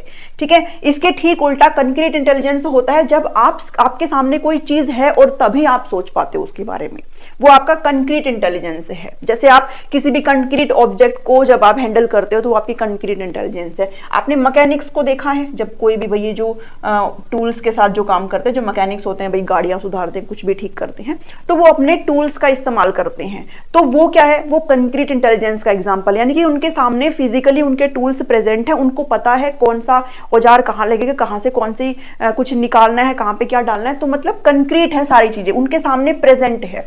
जबकि एब्स्ट्रैक्ट में चीजें सामने प्रेजेंट नहीं होती, आप बियॉन्ड द सिचुएशन जाकर के सोच सकते हो, आप हाइपोथेटिकल सिचुएशंस के बारे में सोच सकते हो। ठीक है, तो वो आपका एब्स्ट्रैक्ट इंटेलिजेंस होता है। इन दोनों के बीच में आपको समझना है। ठीक है, सोशल इंटेलिजेंस मतलब ये तो सिंपल सा है, जब आप सोशल सिचुएशन के प्रति रिएक्ट कर पाते हो, सामाजिक रूप से कोई भी ऐसी परिस्थितियां है और जब आप अपने आप को अपना रिएक्शन वहां पर अगर दे पा रहे, अपनी प्रतिक्रिया वहां पर दे पा रहे, तो वो क्या हो जाती है, वो सामाजिक बुद्धि हो जाती है। ठीक है, तो इन्होंने 3 तरह की बुद्धि की बात करी, एब्स्ट्रैक्ट इंटेलिजेंस, कंक्रीट इंटेलिजेंस, इसको मैकेनिकल इंटेलिजेंस भी कहते हैं, ये भी ध्यान में रख लेना। ठीक है, अब इसके साथ साथ इन्होंने कहा कि जो बुद्धि है उसके 4 पहलू होते हैं, 4 एस्पेक्ट की बात करी, किन्होंने, एडवर्ड ली थॉर्नडाइक ने। ठीक है, इन्होंने कहा कि एक होता है लेवल, और एक होता है रेंज, फिर एरिया, और फिर आ जाती है स्पीड। अब आपको एक एक करके इन चीजों को समझना है। लेवल का मतलब क्या होता है, लेवल का मतलब होता है आपके सामने कोई भी सिचुएशन है, कोई भी डिफिकल्टी है, या फिर आप इसको ऐसे लेकर के चलो कि मान लो कोई सीढ़ी है, भाई सीढ़ी ऐसे होती है, ठीक है, और जब आप सीढ़ी चलते हो तो आप नीचे से स्टार्ट करते हो, यहां से, मान लो यहां से है सीढ़ी, तो आप ऐसे चलते ऊपर तक जाओगे। तो इनका ये कहना है कि अगर किसी भी इंडिविजुअल के सामने कोई भी समस्या आती है, अगर उस समस्या को मैं सीढ़ी के तौर पर अगर लूं कि भाई आपका पहले आपका जो है बिल्कुल ही बेसिक कोई प्रॉब्लम है, ठीक है, फिर थोड़ा सा आपका डिफिकल्टी जो है एनहांस होती जा रही है, यहाँ पर धीरे धीरे आप जैसे जैसे ऊपर चढ़ोगे सीढ़ी पे, आपकी कोई भी जो सिचुएशन है उसकी डिफिकल्टी बढ़ती जाएगी। तो आप इस सीढ़ी में कितना ऊपर तक चढ़ सकते हो, कहने का मतलब ये है कि आप किसी भी डिफिकल्ट सिचुएशंस के कितने क्वेश्चन आप बना सकते हो, किस लेवल तक आप जा सकते हो, वो कहलाया जाता है लेवल। ठीक है, जैसे मान लो क्वेश्चन है, पहले इजी आता है, फिर मॉडरेट आता है, फिर हार्ड आता है, तो आप कितना ऊपर तक जा सकते हो, आप हार्ड तक जा पाते हो कि नहीं जा पाते हो, तो वो क्या है, फुल लेवल है, उसको स्तर बोलते हैं। फिर बात आती है रेंज की। रेंज का मतलब होता है आप कितनी नंबर ऑफ डिफिकल्टी जो क्वेश्चंस आप कर पा रहे हो, मतलब आप अगर बेसिक चीजें बना पा रहे हो, बेसिक अगर आप क्वेश्चन बना पा रहे हो तो बेसिक कितने बना पा रहे हो, अगर आप इजी बना पा रहे हो तो कितने क्वेश्चन बना पा रहे हो, अगर आप मॉडरेट बना पा रहे हो तो कितने बना पा रहे हो, ठीक है। तो वो क्या है, वो रेंज है, यानी कि कोई भी डिफिकल्ट सिचुएशन है आप उस सिचुएशन के दायरे में कितने दूर तक आप जा पा रहे हो, वो क्या कहलाती है, वो रेंज कहलाती है, ठीक है। आपको उसमें सब कुछ लिखा मिलेगा, जो नोट्स मैंने आपको अवेलेबल कराए ना उसमें सब कुछ लिखा मिलेगा। एरिया का मतलब होता है सम, किसका, लेवल का और रेंज का। लेवल और रेंज का समेशन किसमें कहलाता है, एरिया के अंदर, यानी कि आप कितने लेवल तक क्वेश्चन जा रहे हो और उस लेवल की कितनी रेंज को कवर कर रहे हो, वो आपका एरिया कहलाता है, ठीक है। उसके बाद आती है स्पीड, और स्पीड की तो सीधी सी बात है, आपकी स्पीड देखी जाती है, आपकी रैपिडिटी देखी जाती है, आपकी गति देखी जाती है कि आप जो है किसी भी सिचुएशन के प्रति कितना जल्दी रिस्पोंड करते हो, ठीक है। आप कितना जल्दी फास्ट रिस्पोंड करते हो, फास्ट अपनी प्रतिक्रिया देते हो, वो क्या कहलाती है, वो स्पीड कहलाती है। तो यहाँ पर हमने 3 थ्योरी को पढ़ा है, कंप्लीट कर लिया, इसके अलावा आपको कुछ नहीं पढ़ना है। विनय ने कहा भाई हमारे पास जो होती है एक जनरल इंटेलिजेंस होती है, किसी भी एक इंडिविजुअल के अगर एक फील्ड में अगर वो बढ़िया काम कर रहा है तो वो सभी फील्ड में बढ़िया काम करेगा, ये कहना है एल्फ्रेड बिने का। इनको क्रिटिसाइज किया गया क्योंकि ऐसा होता भी नहीं है। दो फैक्टर थ्योरी चार्ल्स स्पीयरमैन के द्वारा 1904 में दी गई। इन्होंने कहा कि नहीं, एक जी फैक्टर होता है और एक एस फैक्टर होता है। जी मतलब जनरल फैक्टर, जो कि हमारा इनेट कैपेबिलिटी होती है, जो हमारे अंदर जन्मजात होती है, जबकि एस फैक्टर जो होता है उसको हम एक्वायर करते हैं, उसको हम कमाते हैं अपने एक्सपीरियंस से, अपनी मेहनत से, तो वो आपका एस फैक्टर होता है, ठीक है, जिसके अंदर मैंने आपको एग्जाम्पल भी दिए थे। अब उसके बाद तीसरा है जो कि आपका 3 फैक्टर थ्योरी है थॉर्नडाइक के द्वारा। इन्होंने कहा कि भाई नहीं, बुद्धि जो है वो छोटे छोटे मल्टीपल कारकों से मिलकर बनी हुई होती है, इसलिए, और इसका नाम एटोमिस्टिक थ्योरी भी ध्यान में रख लेना, एनार्किक थ्योरी भी होती है, बहुकारक सिद्धांत भी बोला जाता है। और ये जो फैक्टर्स होते हैं छोटे छोटे, ये इंडिपेंडेंट होते हैं। साथ में इन्होंने एब्स्ट्रैक्ट, कॉन्क्रीट और सोशल इंटेलिजेंस की बात करी। इन्होंने एस्पेक्ट भी दिए बुद्धि के 4, ये 4 एस्पेक्ट भी आपको पता होने चाहिए, यहाँ से भी कई बार क्वेश्चन पूछ ली जाते हैं। आप बढ़ चलते अपनी अगली दो जो बची हुई थ्योरी है उनकी तरफ। इंटेलिजेंस की जो नेक्स्ट थ्योरी है वो आपकी है ग्रुप फैक्टर थ्योरी, जिसको समूह कारक सिद्धांत कहा जाता है। इस सिद्धांत को देने का काम किया था थर्स्टन ने। इनका पूरा नाम है लुइस लियोन थर्स्टन, और ये थ्योरी इन्होंने कब दी थी, 1930 में दी थी, ठीक है। ये इतना चीजें आप ध्यान में रखेंगे। अब ये जो थ्योरी है एक तरीके से बीच का काम करती है, किसके बीच का काम करती है, स्पीयरमैन के। भाई स्पीयरमैन ने 2 फैक्टर के बारे में बात कर थी, स्पीयरमैन और थॉर्नडाइक। थॉर्नडाइक की जो मल्टीपल फैक्टर थ्योरी, थॉर्नडाइक ने कहा था कि भाई हमारी जो बुद्धि है वो छोटे छोटे बहुत सारे डिफरेंट कारकों से मिलकर बनी हुई होती है और जो कि इंडिपेंडेंट होते हैं।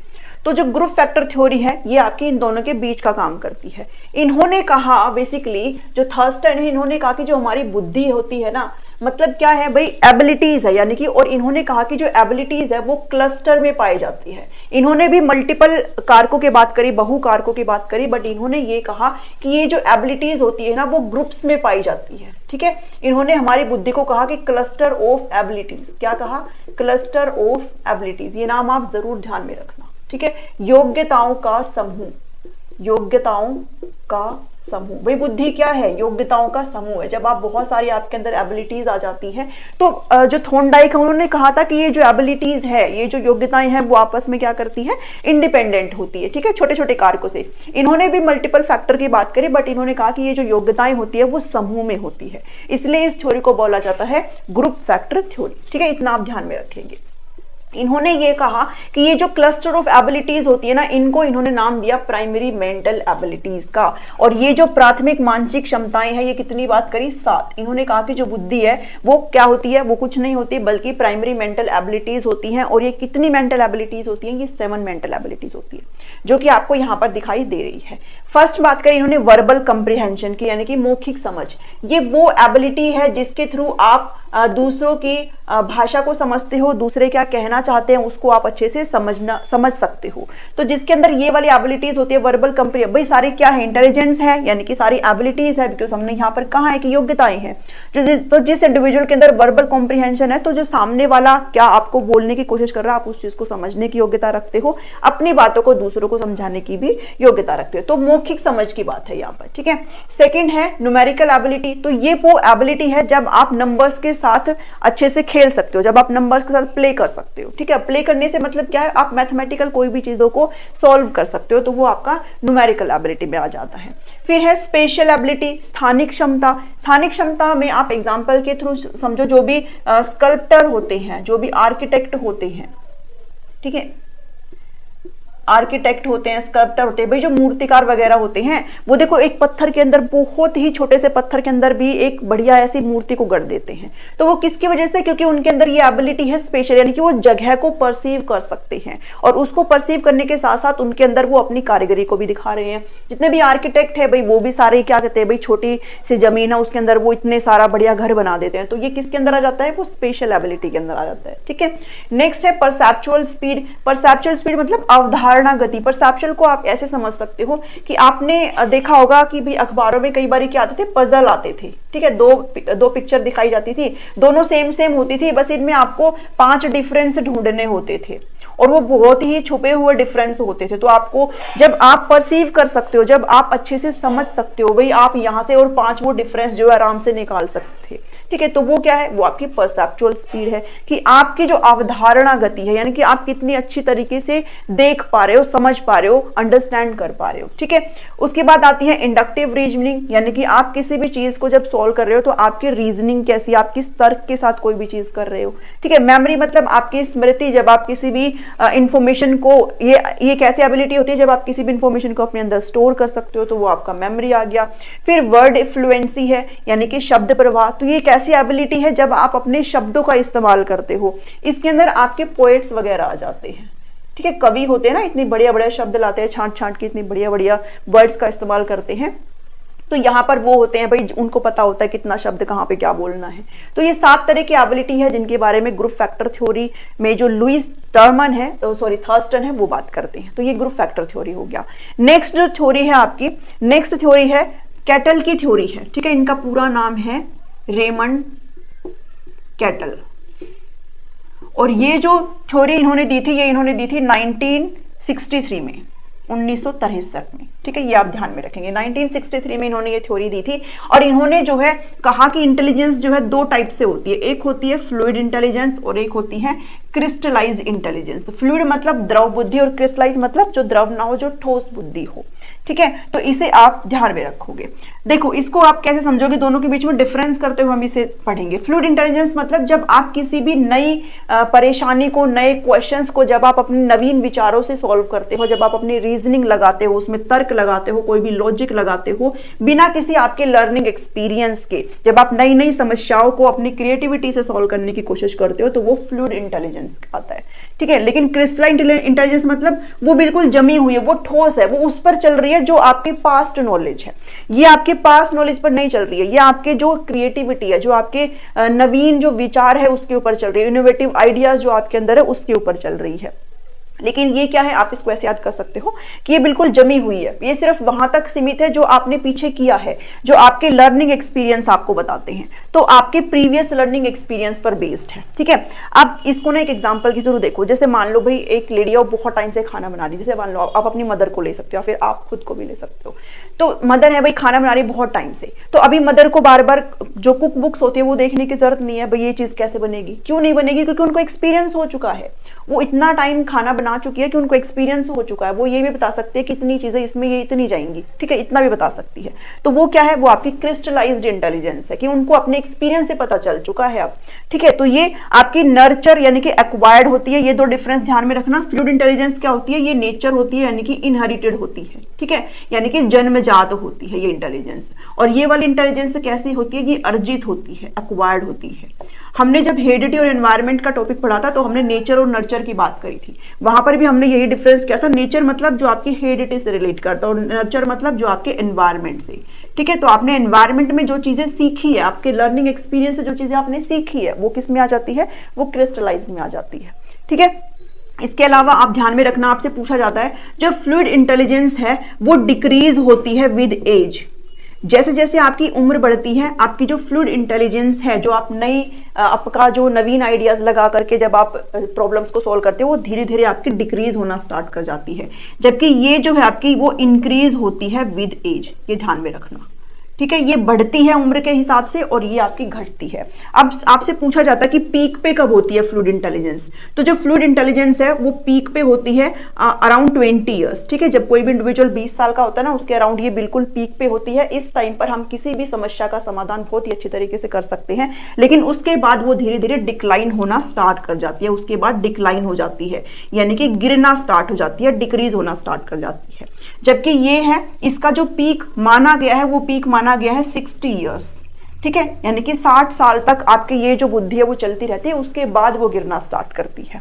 कई बारी आपसे ये भी कहा जाता है, वैसे तो आप 20 याद रखेंगे, बट कई बारी इसको 40 भी माना गया है कि किसी किसी में इसको 40, बट आप 20 जनरली याद करके चलेंगे, ठीक है। अब आपसे बात करी जाती है लर्निंग और एक्सपीरियंस, और हमने लर्निंग और एक्सपीरियंस की बात यहां पर करी है। तो आपकी जो क्रिस्टलाइज यानी कि जो आपकी ठोस बुद्धि है वो लर्निंग एक्सपीरियंस के साथ क्या करती है, इंक्रीज करती है।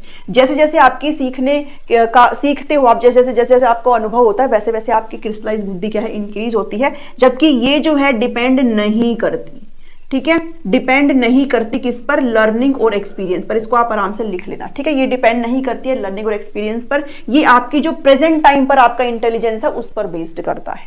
उसके बाद एक डिफरेंस और इसमें आप लिख सकते हो कि ये न्यूरोलॉजिकल डेवलपमेंट पर बेस्ड होता है, न्यूरोलॉजिकल डेवलपमेंट पर। ये आपका इस पर बेस्ड नहीं होता, ठीक है, ये आपका इस पर बेस नहीं है। न्यूरोलॉजिकल डेवलपमेंट मतलब आपके ब्रेन का डेवलपमेंट की बात करी जा रही है। और इस तरह के प्रॉब्लम हम कब सॉल्व कर सकते हैं, जब आपका दिमाग अच्छी तरीके से काम कर रहा हो। तो ये डिपेंड करता है आपके ब्रेन के डेवलपमेंट पर। ब्रेन का अगर डेवलपमेंट नहीं होगा तो आप इस तरह की जो समस्याएं होती हैं उनको आप सॉल्व नहीं कर सकते हो, जबकि ये आपके एक्सपीरियंस पर बेस्ड करता है। तो इसको ये आपका न्यूरोलॉजिकल डेवलपमेंट पर बेस्ड नहीं करता, ठीक है। तो ये डिफरेंस है फ्लूइड और क्रिस्टलाइट इंटेलिजेंस के बीच में। आई होप आपको ये समझ में आया होगा। तो हमने आज 5 थ्योरीज को कवर करा है, unifactor theory, 2 factor theory, 3 factor theory, और उसके साथ साथ आपका ग्रुप फैक्टर थ्योरी और रेमंड केटल की थ्योरी है। अब जो नेक्स्ट वीडियो मैं आपके लिए लेकर के आ रही हूँ वो वीडियो हम करेंगे ट्रायर्किक, जो कि स्टर्नबर्ग का थ्योरी है, उसके साथ होवर्ड गार्डनर का मल्टीपल इंटेलिजेंस। कई बार ज्यादातर क्वेश्चन तो होवर्ड गार्डनर से ही आते हैं, बट यहाँ से भी आ सकते हैं, इसलिए मैंने इस चीज को आपके लिए इंक्लूड किया है। एक और इंपॉर्टेंट थ्योरी है जहां से आपसे क्वेश्चन कई बार पूछे जाते हैं, तो इसकी मैंने सेपरेट वीडियो बनाई है। उसके बाद आपकी एक होवर्ड गार्डनर की थ्योरी और रहती है, उसके बाद आपका इंटेलिजेंस वाला टॉपिक खत्म हो जाएगा, ठीक है। फिर हम कुछ प्रैक्टिस क्वेश्चंस के थ्रू इन थ्योरीज को फिर से रिवाइज कर लेंगे। 5 थ्योरीज मैं आपके साथ ऑलरेडी कवर कर चुकी हूँ, ठीक है। चलिए आज की जो थ्योरी रहने वाली है वो ट्रायर्किक थ्योरी ऑफ इंटेलिजेंस रहेगा, बुद्धि का त्रितंत्र त्रिकोणीय सिद्धांत इसको हम यहाँ पर कहेंगे। बात करें अगर इस सिद्धांत की किसने दिया था, तो आपने याद रखना है कि रॉबर्ट जे स्टर्नबर्ग इनका पूरा नाम है। रॉबर्ट जे स्टर्नबर्ग ने 1980 के दशक में ये जो है आपको सिद्धांत दिया गया था, ठीक है। 1980s में ये सिद्धांत आया था, जिसको इंटेलिजेंस का ये एक सिद्धांत है, जिसको ट्रायर्किक थ्योरी बोला जाता है। क्यों बोला जाता है वो हम यहाँ पर अच्छे से अभी समझेंगे, बस आप इनका नाम यहाँ पर ध्यान में रखना। कई बार आपसे पूछ लिया जाता है। अब इस थ्योरी को एक नाम से और जाना जाता है, सक्सेसफुल इंटेलिजेंस थ्योरी, सफल बुद्धि का सिद्धांत भी इसको कहा जाता है। बेसिकली रॉबर्ट जे स्टर्नबर्ग यहाँ पर बात करते हैं, उन्होंने मानव जो बुद्धि है, ह्यूमन इंटेलिजेंस पर इन्होंने स्टडी किया है, ठीक है, मानव बुद्धि पर। और इन्होंने जो बात बोली वो आपको यहाँ पर अच्छे से समझ लेनी है। इन्होंने कहा कि जिस बच्चे का लो IQ होता है, जरूरी नहीं है कि वो बच्चा सक्सेसफुल ना हो।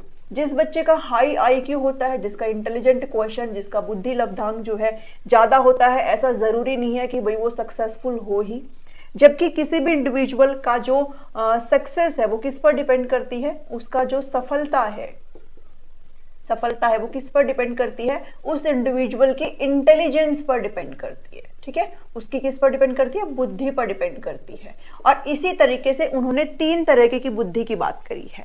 और इन 3 बुद्धि के बारे में बात करते वो कहता है कि भाई पहली जो है आपकी वो एनालिटिकल है, क्रिएटिव है एंड थर्ड आपकी प्रैक्टिकल है, ठीक है। इसलिए इस थ्योरी को ट्रायर्किक थ्योरी भी बोला जाता है। एनार्किक तो आपका थॉर्नडाइक वाली थ्योरी को बोला जाता है, ट्रायर्किक थ्योरी आपकी ये है जो कि स्टर्नबर्ग के द्वारा दी गई थी। इन्होंने कहा कि भाई ऐसा जरूरी नहीं है जिस बच्चे का लो आईक्यू है वो सक्सेसफुल ना हो। आपने अपनी सोसाइटी में, अपने सराउंडिंग में ऐसा देखा भी होगा, ठीक है। जिस बच्चे का बहुत ज्यादा हाई आईक्यू है ऐसा भी जरूरी नहीं है कि सिर्फ वही सक्सेसफुल होगा, ठीक है। हो सकता है भाई वो ना भी हो पाए। तो किसी भी इंडिविजुअल का जो सक्सेस है, जो सफलता, वो डिपेंड करती है कि उसकी बुद्धि कैसी है।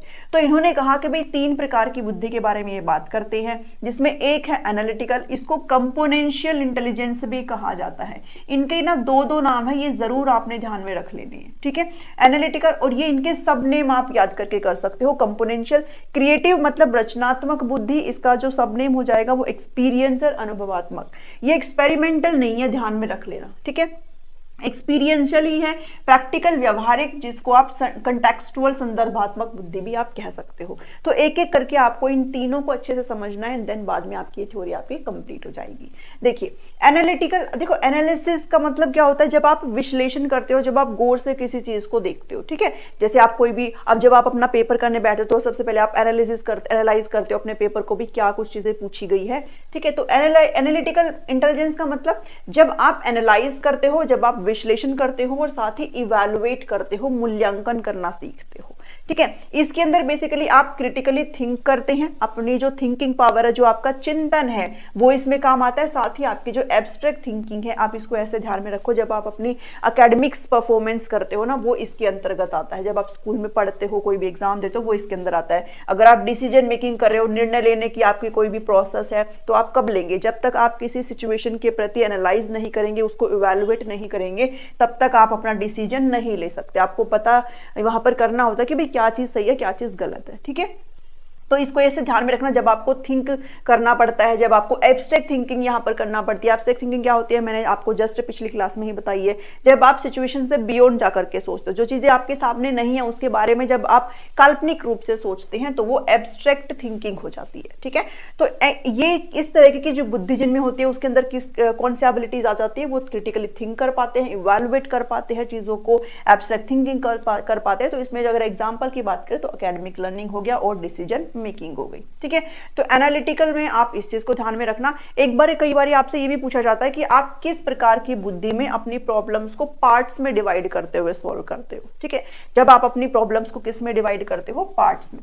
तो पार्ट्स में जब आप प्रॉब्लम को तोड़ते हो, तो वो किसका एग्जाम्पल है, वो आपका एनालिटिकल इंटेलिजेंस, ठीक है। हमेशा ध्यान में रखना, एनालिटिकल और कंपोनेंशियल है, जहां पर आप अपनी प्रॉब्लम्स को पार्ट्स में तोड़ करके सॉल्व करते हो। भाई एनालाइज तभी तो करोगे जब आप चीजों को ब्रेक डाउन करके सीखोगे, ठीक है। तो ब्रेक डाउन कहां पर होता है, एनालिटिकल और कंपोनेंशियल में होता है।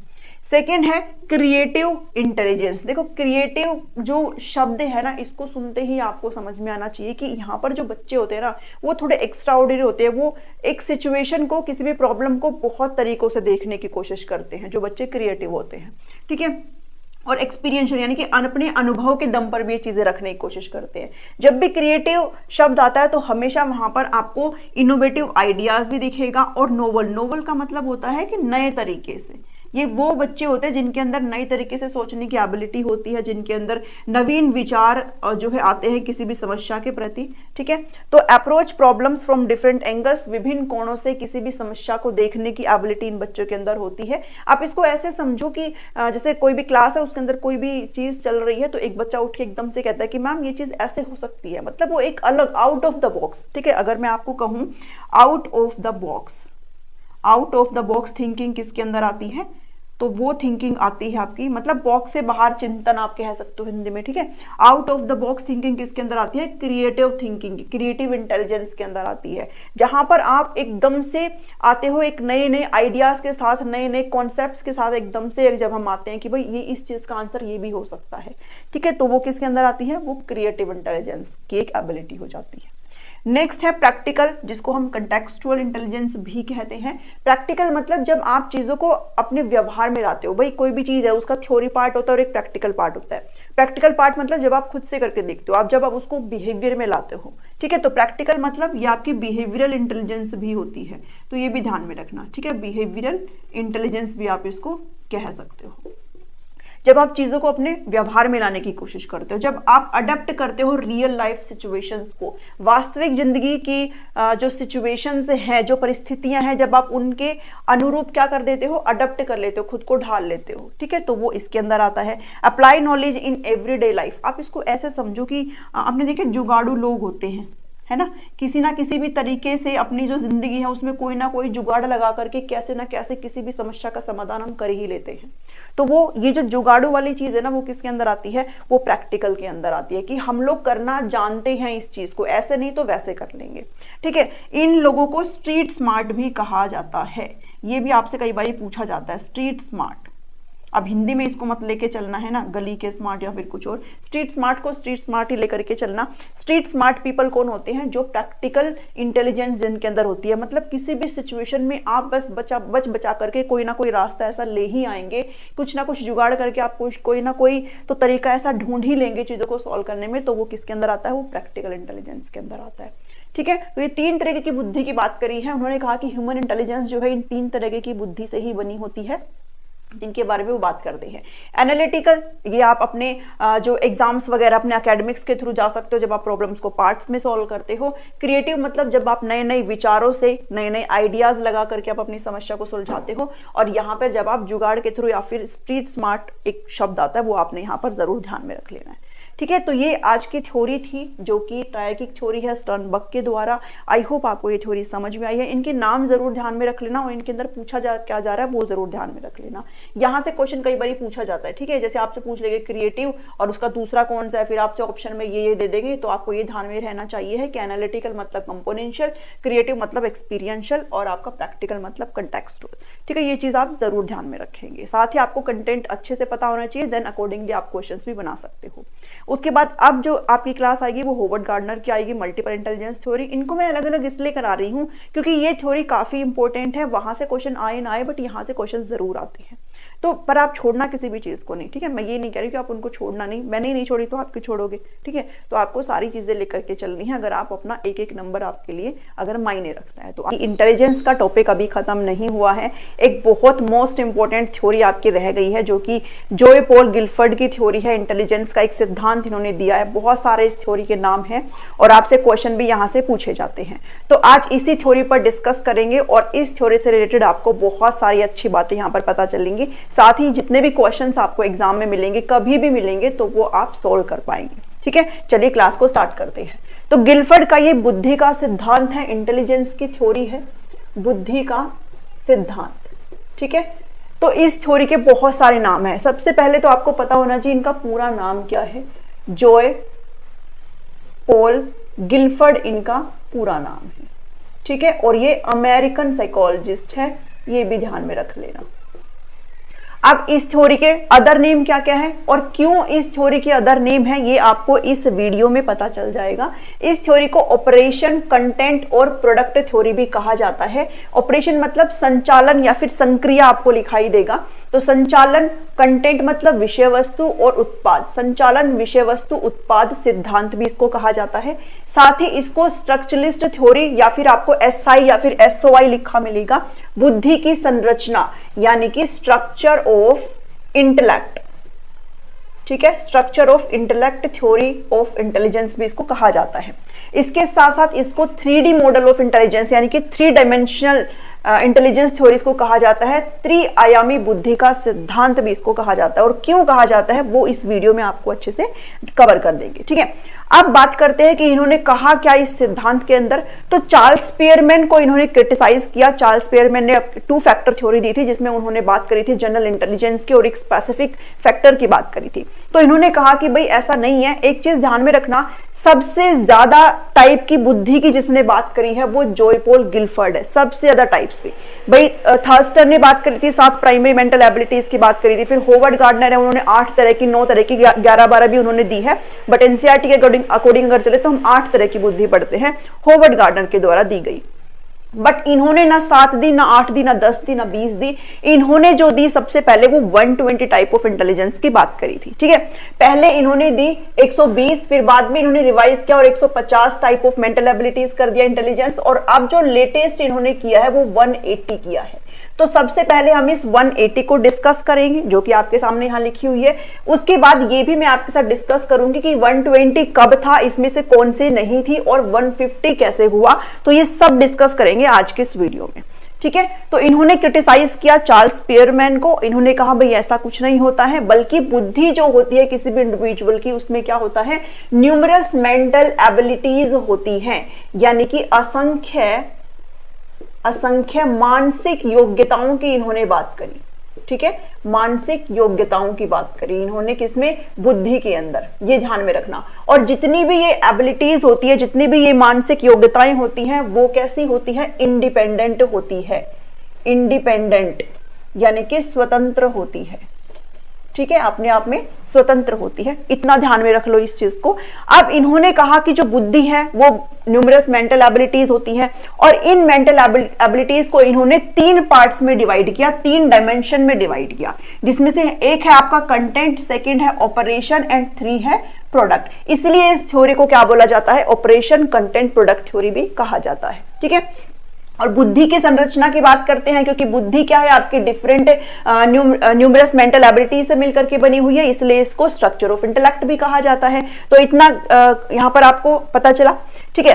अब इन्होंने कहा कि ये जो कंटेंट, ऑपरेशन और प्रोडक्ट है, इसको इन्होंने 3D फॉर्म में डिस्क्राइब किया, 3 डायमेंशन फॉर्म में डिस्क्राइब किया, जो कि मैं आपको यहां पर समझाऊंगी। और इसीलिए इसको 3D मॉडल भी कहा जाता है। जैसे आप सभी को पता है भाई ये क्या है, ये क्यूब है, ठीक है, आप क्यूबॉइड भी ले सकते हो, कुछ भी ले सकते हो। तो सबको पता है भाई ये वाला जो पार्ट होता है ये आपका लेंथ होता है, ठीक है, ये वाला आपका लेंथ होता है, ये ब्रेड्थ होता है, ये वाला यहां से यहां तक, और ये आपकी हाइट होती है। तो जब हम क्यूब की बात करते हैं तो भाई सारे बराबर होते हैं, लेकिन जब भी हम इसका टोटल निकालते हैं तो कैसे निकालते हैं, length into breadth into height, ऐसे निकालते हैं। तो इन्होंने कहा कि जो कंटेंट है भाई देखो, ये तो इन्होंने 3 पार्ट्स में तोड़ा इसको, कंटेंट में, ऑपरेशन में और प्रोडक्ट में 3 पार्ट्स को तोड़ा। अब इसके भी बहुत सारे सब पार्ट्स बताए, तो कंटेंट के सब पार्ट्स इन्होंने 5 बताए, ठीक है, और ऑपरेशन के सब पार्ट्स इन्होंने 6 बताए, और इसके भी कितने बताए, 6 बताए। तो इन्होंने कहा जो कंटेंट है वो इन्होंने यहां पर लिया कि ये आपका क्या है, कंटेंट पार्ट है, ठीक है, जिसके अंदर देखो 1 2 3 4 एंड 5, ठीक है, 5 पार्ट है, जिसमें से आपका यहां पर विजुअल आ जाएगा, यहां पर आपका ऑडिटरी आ जाएगा, ये सिंबॉलिक आ जाएगा, सिमेंटिक, और ये बिहेवियरल। तो ऐसे ही आपका जो ये हाइट वाला पार्ट है, इसमें इन्होंने किसको लिया, इसमें इन्होंने ऑपरेशन को ले लो, प्रोडक्ट को ले लो, किसको भी ले लो। तो ये 6 है, ठीक है। तो इसमें से आप लगा सकते हो, ये कॉग्निशन हो गया, ये मेमोरी रिकॉर्डिंग हो गया, ये रिटेंशन हो गया, एंड सो ऑन। और ऐसे ही आपका जो लेंथ वाला पार्ट है, इसमें इन्होंने प्रोडक्ट को रख लिया। तो जब हम टोटल निकालते हैं इन मेंटल एबिलिटीज का, जब हम टोटल निकालेंगे तो कैसे निकालते हैं, हम निकालते हैं length into breadth into height, और यहां पर इन्होंने length into breadth into height किसको लिया है, कंटेंट को, ऑपरेशन को और प्रोडक्ट को। तो कंटेंट कितना है, 5 है, ठीक है। अब इन्होंने लेंथ किसको लिया, भाई लेंथ इन्होंने प्रोडक्ट को लिया है, तो ठीक है, आप यहाँ पे 6 कर लो। ब्रेड्थ इन्होंने कंटेंट को लिया है, जो कि हम 5 कर लेंगे, और 6। तो जब आप इनको मल्टीप्लाई करते हो तो टोटल 180 आता है, ठीक है। कितना आता है, 180। तो ये 180 क्या है, 180 इन्होंने बताया कि जो मेंटल एबिलिटीज की बात करेगी, जो टोटल बुद्धि की योग्यताओं की बात करेगी, वो कितनी बात करते हैं, वो 180 तरह की बुद्धि की योग्यताओं की बात करते हैं। कौन, गिलफर्ड बात करते हैं, जो कि रिवाइज्ड है, ठीक है, लेटेस्ट है, ये रिवाइज्ड है, और ये इन्होंने 1988 में बताया था, ये भी ध्यान में रख लेना, ठीक है, 1988 में। अब यहां पर आपको ये समझ में नहीं आ रहा होगा, तो आपको इनके अंदर इतना नहीं जाना है, बस ये ध्यान में रख लो जो कंटेंट है, यानी कि जो विषय वस्तु है, जो सामग्री है। भाई कोई भी समस्या आपके सामने आती है, वो किस फॉर्म में आपके सामने आएगी, ठीक है, कोई भी कुछ भी चीज है तो वो क्या है, आपकी कंटेंट है, जिसको आप विषय वस्तु बोलते हो, ठीक है, सब्जेक्ट मैटर, विषय वस्तु, सब्जेक्ट मैटर आप इसको बोलते हो। दूसरा है ऑपरेशन, यानी कि संचालन, संक्रिया भी आपको ये लिखा मिलेगा, ठीक है। ऑपरेशन मतलब द वे यू थिंक, आपका थिंकिंग प्रोसेस इसमें काउंट होता है। आप चिंतन कैसे करते हो, कोई भी समस्या आपके सामने है, अब आप कैसे उस चीज के प्रति ऑपरेट करोगे, कैसे आप चिंतन फॉर्म में आओगे, तो वो आपका ऑपरेशन है। आप चिंतन करने के बाद, क्योंकि आपके सामने विषय वस्तु था, अब आपने चिंतन भी कर लिया, अब आपका क्या फाइनल रिजल्ट निकला है, वो आपका क्या कहलाता है, वो प्रोडक्ट कहलाता है, ठीक है।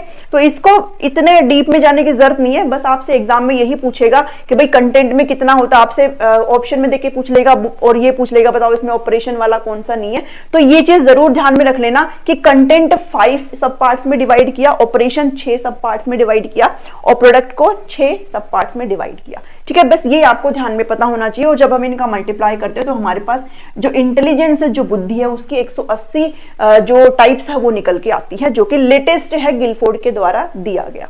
ठीक है, अब बात करते हैं कि 120 कब था और 150 कब था, क्योंकि ये भी आपको पता होना चाहिए। तो 1967 में इन्होंने बात करी कितने की, इन्होंने बात करी 120 टाइप्स ऑफ इंटेलिजेंस की। उस समय क्या नहीं था, उस समय जो आपका विजुअल और ऑडिटरी है ये आपका डिवाइड नहीं था, बल्कि इसको अकेले दोनों को मिलाकर के फिगरल नाम दिया गया था, यानी कि आकृतिक नाम दिया गया था। तो अगर ये तब उस टाइम आकृतिक था तो मतलब ये दो एक ही था, तो 1, 2, 3 एंड 4, यानी कि उस टाइम पर जो आपका कंटेंट था वो कितना था, 4 था। मैं 1967 की बात कर रही हूं। ठीक है, उस टाइम में आपका कंटेंट कितना था, 4 था। और उस टाइम पे आपका जो मेमोरी पार्ट था वो भी सिर्फ एक मेमोरी में ही था, एक अकेला मेमोरी ही था, यानी कि स्मृति ही था। तो आपका मेमोरी रिटेंशन और मेमोरी रिकॉर्डिंग आपका ब्रेकडाउन नहीं किया गया था। तो ये भी कितना हो जाता है, ये भी फिर आपका कितना हो जाता है भाई, 1, 2, 3, 4 एंड 5, ये 5 हो जाता है, यानी कि जो ऑपरेशन है वो आपका 5 है और प्रोडक्ट हमेशा ही 6 रहा है। तो जब आप इसको मल्टीप्लाई करते हो तो आपका 120 आता है। ठीक है, और ये कब दिया था, ये 1967 में दिया था, जब कंटेंट आपका 4 था, क्योंकि ये वाला हिस्सा सिर्फ फिगरल में काउंट था, इसको ब्रेकडाउन नहीं किया गया था।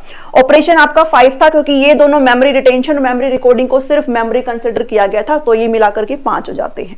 उसके बाद इसको फिर से रिवाइज किया गया, ये 120, उसके बाद इसको फिर से रिवाइज किया गया और रिवाइज करने के बाद ये जो फिगरल है इसको ब्रेक डाउन किया गया और इसको विजुअल और ऑडिटरी में कन्वर्ट किया गया। तो अब ये कितने हो गए हैं, अब कंटेंट आपका 5 है, ऑपरेशन अभी भी 5 है, ये अभी भी ब्रेक डाउन नहीं है, मेमोरी ही रहेगा ये ओनली, और आपका जो प्रोडक्ट है वो 6 है। तो अब यहां पर जो आपका टोटल निकलता है वो 150 निकलता है। ठीक है, उसके बाद 1988 में इसको फिर से रिवाइज किया गया गिलफोर्ड के द्वारा और अब आपके जो कंटेंट है वो 5 रह जाता है और ऑपरेशन आपका 6 हो जाएगा, क्योंकि मेमोरी को इन्होंने डिवाइड कर दिया था इस टाइम पर, मेमोरी रिटेंशन में और मेमोरी रिकॉर्डिंग में। तो ये आपका 6 हो गया और प्रोडक्ट आपका एज ऑलवेज 6 है। तो अब आपका 180 टाइप्स ऑफ इंटेलिजेंस आ गया। ठीक है, तो ये था जो इसका बैक हिस्ट्री था जो आपको समझने की जरूरत है। सबसे पहले इन्होंने 120 की बात करी जो कि 1967 में, आपको ईयर हो सकता है भाई थोड़ा बहुत इधर उधर मिल जाए, डिफरेंट बुक्स में डिफरेंट ईयर्स आपको मिल जाए, बट आपको 1967 120 था, 150 किया, फिर 1988 में इसको 180 टाइप ऑफ मेंटल एबिलिटीज में कन्वर्ट कर दिया गया, किसको, बुद्धि को। ठीक है, तो ये थी आपकी गिलफोर्ड की इंटेलिजेंस की थ्योरी, बुद्धि का सिद्धांत। आई गेस आपको सारी चीजें समझ में आई है। बस आपने ध्यान में रखना है कंटेंट को कितने पार्ट्स में डिवाइड किया गया है, 5 पार्ट्स में डिवाइड किया गया है, जो कि आपकी विषय वस्तु है। और ऑपरेशन यानी कि संक्रियात्मक और जो संचालन है इसको 6 पार्ट्स में और प्रोडक्ट को 6 पार्ट्स में। ठीक है, और 3D मॉडल इसको इसलिए कहा जाता है क्योंकि इन्होंने इसको ऐसे दर्शाया है कि भाई जब आप टोटल निकालते हो तो length into breadth into height करते हो तो ये आपका 3D तो है भाई, जो स्क्वायर है उसका 3D क्या क्यूब ही तो होता है, जो आपका रेक्टेंगल है उसका 3D पिक्चर जब हम बनाते हैं तो वो क्यूबॉइड होता है। ठीक है, तो इसलिए इसको त्रिआयामी बुद्धि का सिद्धांत कहा जाता है। इतना आई गेस आपको समझ में आ रहा है, नहीं समझ में आया तो जरूर कमेंट करके पूछना। आई गेस आपको ये थ्योरी अच्छे से समझ में आई है, क्वेश्चन बनाएंगे तो आपके आराम से हो जाएंगे। इंटेलिजेंस टॉपिक चला हुआ है और आज आपकी इंटेलिजेंस यानी कि बुद्धि की आखिरी सिद्धांत हम पढ़ने वाले हैं, जो कि आपका बहुत इंपॉर्टेंट है। ज्यादातर क्वेश्चन यहीं से ही आता है, बट कई बार क्वेश्चन पिछले सिद्धांत जो हमने पढ़े उनसे भी आ जाता है, इसलिए हमने सारे सिद्धांतों को पढ़ा है। तो ये लास्ट है जिसको मल्टीपल इंटेलिजेंस थ्योरी बोला जाता है, बहुबुद्धि सिद्धांत। इसको किसने दिया था, होवर्ड गार्डनर ने दिया था। ठीक है, आपने ये नाम बहुत बार पढ़ा होगा, होवर्ड गार्डनर ने। और कब दिया था ये सिद्धांत, 1983 में, 1983 में दिया था। अमेरिकन साइकोलॉजिस्ट थे, ये भी ध्यान में रख लेना। ठीक है, अमेरिकन साइकोलॉजिस्ट। इन्होंने एक बुक दी थी, इनकी बुक बड़ी फेमस है, इनकी बुक का नाम याद रख लेना, frames of mind, frames of mind. ठीक है, इस बुक का नाम जरूर ध्यान में रख लेना। और आई थिंक मैंने आपको बुक नहीं बताई है, जब हमने स्टर्नबर्ग की ट्रायर्किक थ्योरी पढ़ी थी तो उन्होंने भी एक बुक दी थी, बियॉन्ड IQ। ठीक है, वो मैं यहाँ पर लिख देती हूँ, वो स्टर्नबर्ग की है। Beyond IQ।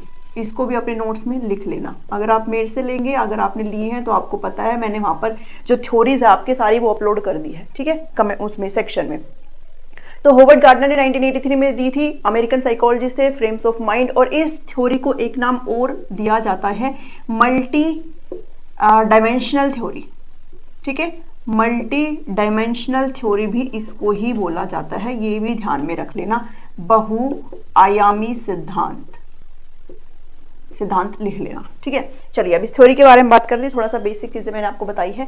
इन्होंने भी इंटेलिजेंस की थ्योरी दी है, बट इन्होंने बात करी, इन्होंने कहा बुद्धि की जो परिभाषा इन्होंने दी है इंटेलिजेंस की, वो कहते हैं कि ये जो है एक सिंगल जनरल एबिलिटी नहीं है, एक एकल सामान्य योग्यता नहीं होती है बुद्धि, जबकि ये क्या होती है, सेट ऑफ डिस्टिंक्ट एबिलिटी, यानी कि विशिष्ट योग्यताओं का एक सेट होता है, विशिष्ट योग्यताओं का एक समूह होता है, जो कि आपस में कैसी होती है, इंडिपेंडेंट होती है, यानी कि आपस में स्वतंत्र रूप से कार्य करती है, ठीक है, ये आप ध्यान में रखें। इन्होंने कहा कि जो बुद्धि है वो एक सिंगल जनरल एबिलिटी नहीं है, एक सामान्य योग्यता नहीं है, सिंगल सामान्य योग्यता नहीं है, बल्कि जो विशिष्ट योग्यताएं हैं, बहुत सारी विशिष्ट योग्यताएं होती है, उनका एक समूह होता है और वो आपस में इंडिपेंडेंट होती है।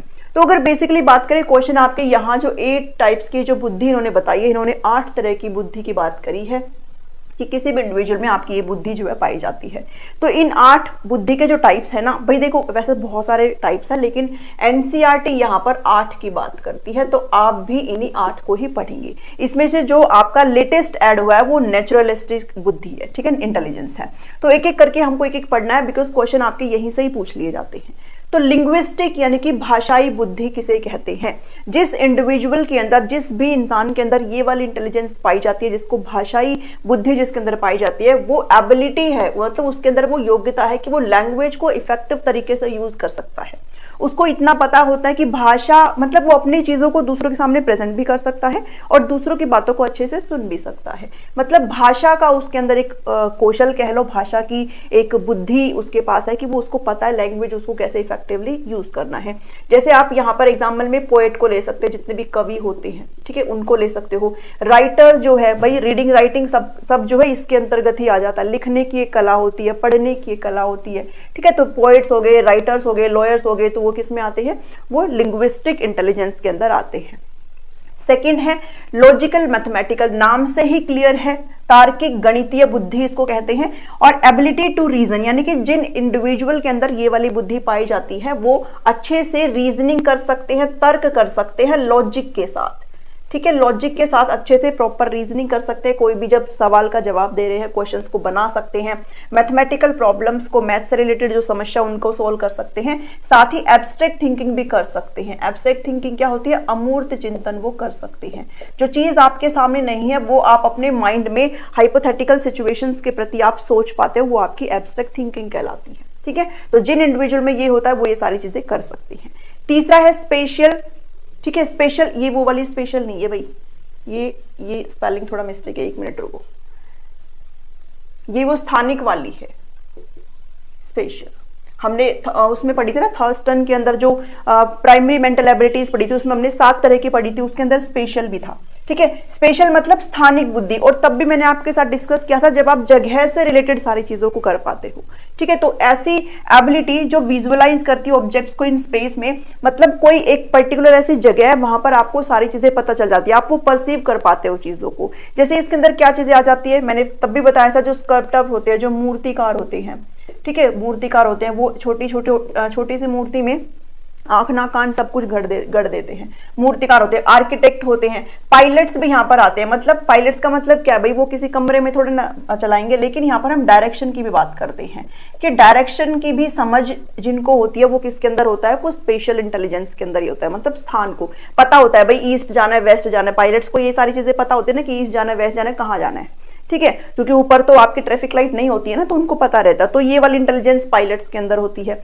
इंटीरियर डेकोरेटर मतलब आंतरिक जो चीजें हम लोग डेकोरेट करवाते हैं, आजकल होता है ना ऐसे भाई, जब घर बनता है तो हम लोग डेकोरेशन करवाते हैं, इंटीरियर्स बनवाते हैं, तो वो सारी चीजें किसके अंदर अंतर्गत आती है, वो स्पेशल के अंतर्गत आती है। भाई इस जगह पर हम ये लगाएंगे, उस जगह पर उस कोने में ये रखेंगे, यहाँ पर मूर्ति होगी, यहाँ पर वो होगा, फलाना ढिमका, ठीक है। तो वो सारी चीजें कहाँ आती है, वो स्पेशल के अंदर आती है। वो आपकी जगह से रिलेटेड है, आपकी डायरेक्शन से रिलेटेड जो इंटेलिजेंस है वो स्पेशल में आती है। फोर्थ है बॉडीली काइनेस्थेटिक, शारीरिक गतिज। बॉडीली काइनेस्थेटिक के अंदर देखो मैंने यहाँ पर गणितीय शायद गलत लिखा है, आई थिंक ऐसे आएगा, ठीक है, हिंदी में देख लेना भाई। बॉडीली काइनेस्थेटिक मतलब जब आप क्या करते हो, अपने शरीर का इस्तेमाल करते हो, ठीक है। कंट्रोल बॉडी मूवमेंट्स, आपके जो बॉडी का मूवमेंट है, आप जो बॉडी से काम कर रहे हो उसको अगर आप कंट्रोल कर पाते हो तो वो बॉडीली काइनेस्थेटिक के अंदर आता है। जैसे इसमें डांसिंग है, जब आप डांस करते हो आपको पता है ना भाई कितना क्या चीजें करनी है, स्टेप बाय स्टेप आप सारी चीजें करते हो। स्पोर्ट्स के अंदर जितने भी आपके खेल कूद होते हैं उसमें सारा आपका बॉडी का पार्ट्स ही इन्वॉल्व होता है, ठीक है। उसके बाद आपका कोई भी ऐसा टास्क जिसमें आपका फिजिकल कोऑर्डिनेशन इन्वॉल्व होता है, जब आप अपने शरीर से कोऑर्डिनेट करते हो, शारीरिक समन्वय जब आप स्थापित करते हो तो वो किसके अंदर आता है, वो बॉडीली काइनेस्थेटिक के अंदर आता है, ठीक है। फिर है म्यूजिकल। म्यूजिक वाला बहुत ही मतलब इजी होता है, आपको क्वेश्चन में आराम से पता चल जाएगा कि किस इंटेलिजेंस की बात कर रहा है। म्यूजिकल मतलब संगीत से रिलेटेड, ठीक है। जब आपको किस चीज की समझ हो, जब आपको म्यूजिक पैटर्न की समझ हो, ठीक है। जैसे इसके अंदर भाई आप क्या कर सकते हो भाई, म्यूजिक अगर जिसके अंदर इस प्रकार की इंटेलिजेंस होगी, म्यूजिकल इंटेलिजेंस जिसके अंदर होगी, वो क्या कर सकता है भाई, अच्छे से म्यूजिक को कंपोज कर सकता है, ठीक है। म्यूजिक कंपोज कर सकता है, संगीत की रचना कर सकता है, ठीक है। इंस्ट्रूमेंट के साथ यानी कि जो वाद्य इंस्ट्रूमेंट है उनके साथ वो प्ले कर सकता है, इंस्ट्रूमेंट के साथ प्ले कर सकता है, ठीक है। हिंदी में भी लिखते रहना वाद्य इंस्ट्रूमेंट्स, वाद्य जो क्या इंस्ट्रूमेंट को क्या बोलते हैं, जो भी है उनके साथ वो प्ले कर सकता है, तो उनको इस चीज की समझ होती है। इसमें आप एग्जाम्पल भी ले सकते हो, बहुत सारे एग्जाम्पल है, AR रहमान है, ठीक है। जितने भी सारे सिंगर्स हैं उनके अंदर इस प्रकार की इंटेलिजेंस पाई जाती है। उसके बाद इंटरपर्सनल और इंट्रापर्सनल बहुत जरूरी होता है, वैसे तो बहुत इजी है ये, बट हम इसमें कंफ्यूज हो जाते हैं। इंटरपर्सनल और इंट्रा मतलब जब आप खुद को समझते हो, खुद से बात करते हो, खुद को अंडरस्टैंड करते हो, और इंटरपर्सनल मतलब जब आप एक दूसरे से बात करते हो, ठीक है। इसमें आपको 2 लोगों की रिक्वायरमेंट है इंटरपर्सनल में। और इंट्रा मतलब जब आप खुद को समझते हो, तो ऐसी एबिलिटी जब आप खुद को अंडरस्टैंड करते हो वो आपका इंट्रा में आ जाएगा। और इंटरपर्सनल मतलब जब आप दूसरों के साथ इंटरेक्शन करते हो, दूसरों के साथ बातचीत करते हो, ठीक है। ये चीजें आप जरूर ध्यान में रख लेना, ये कई बार कंफ्यूज कर देती है। दूसरों के साथ बातचीत करते हैं, दूसरों की बातों को समझते हैं, तो वो इंटरपर्सनल है, इंट्रा नहीं है, इंटरपर्सनल है। जैसे सोशल वर्कर हो गए भाई, जो सोशल वर्कर होते हैं जो दूसरों के लिए काम करते हैं, ठीक है, दूसरों की भावनाओं को समझते हैं। काउंसलर हो गए, हम लोग काउंसलिंग कराते हैं, तो वो भी क्या बातचीत करना एक दूसरे से।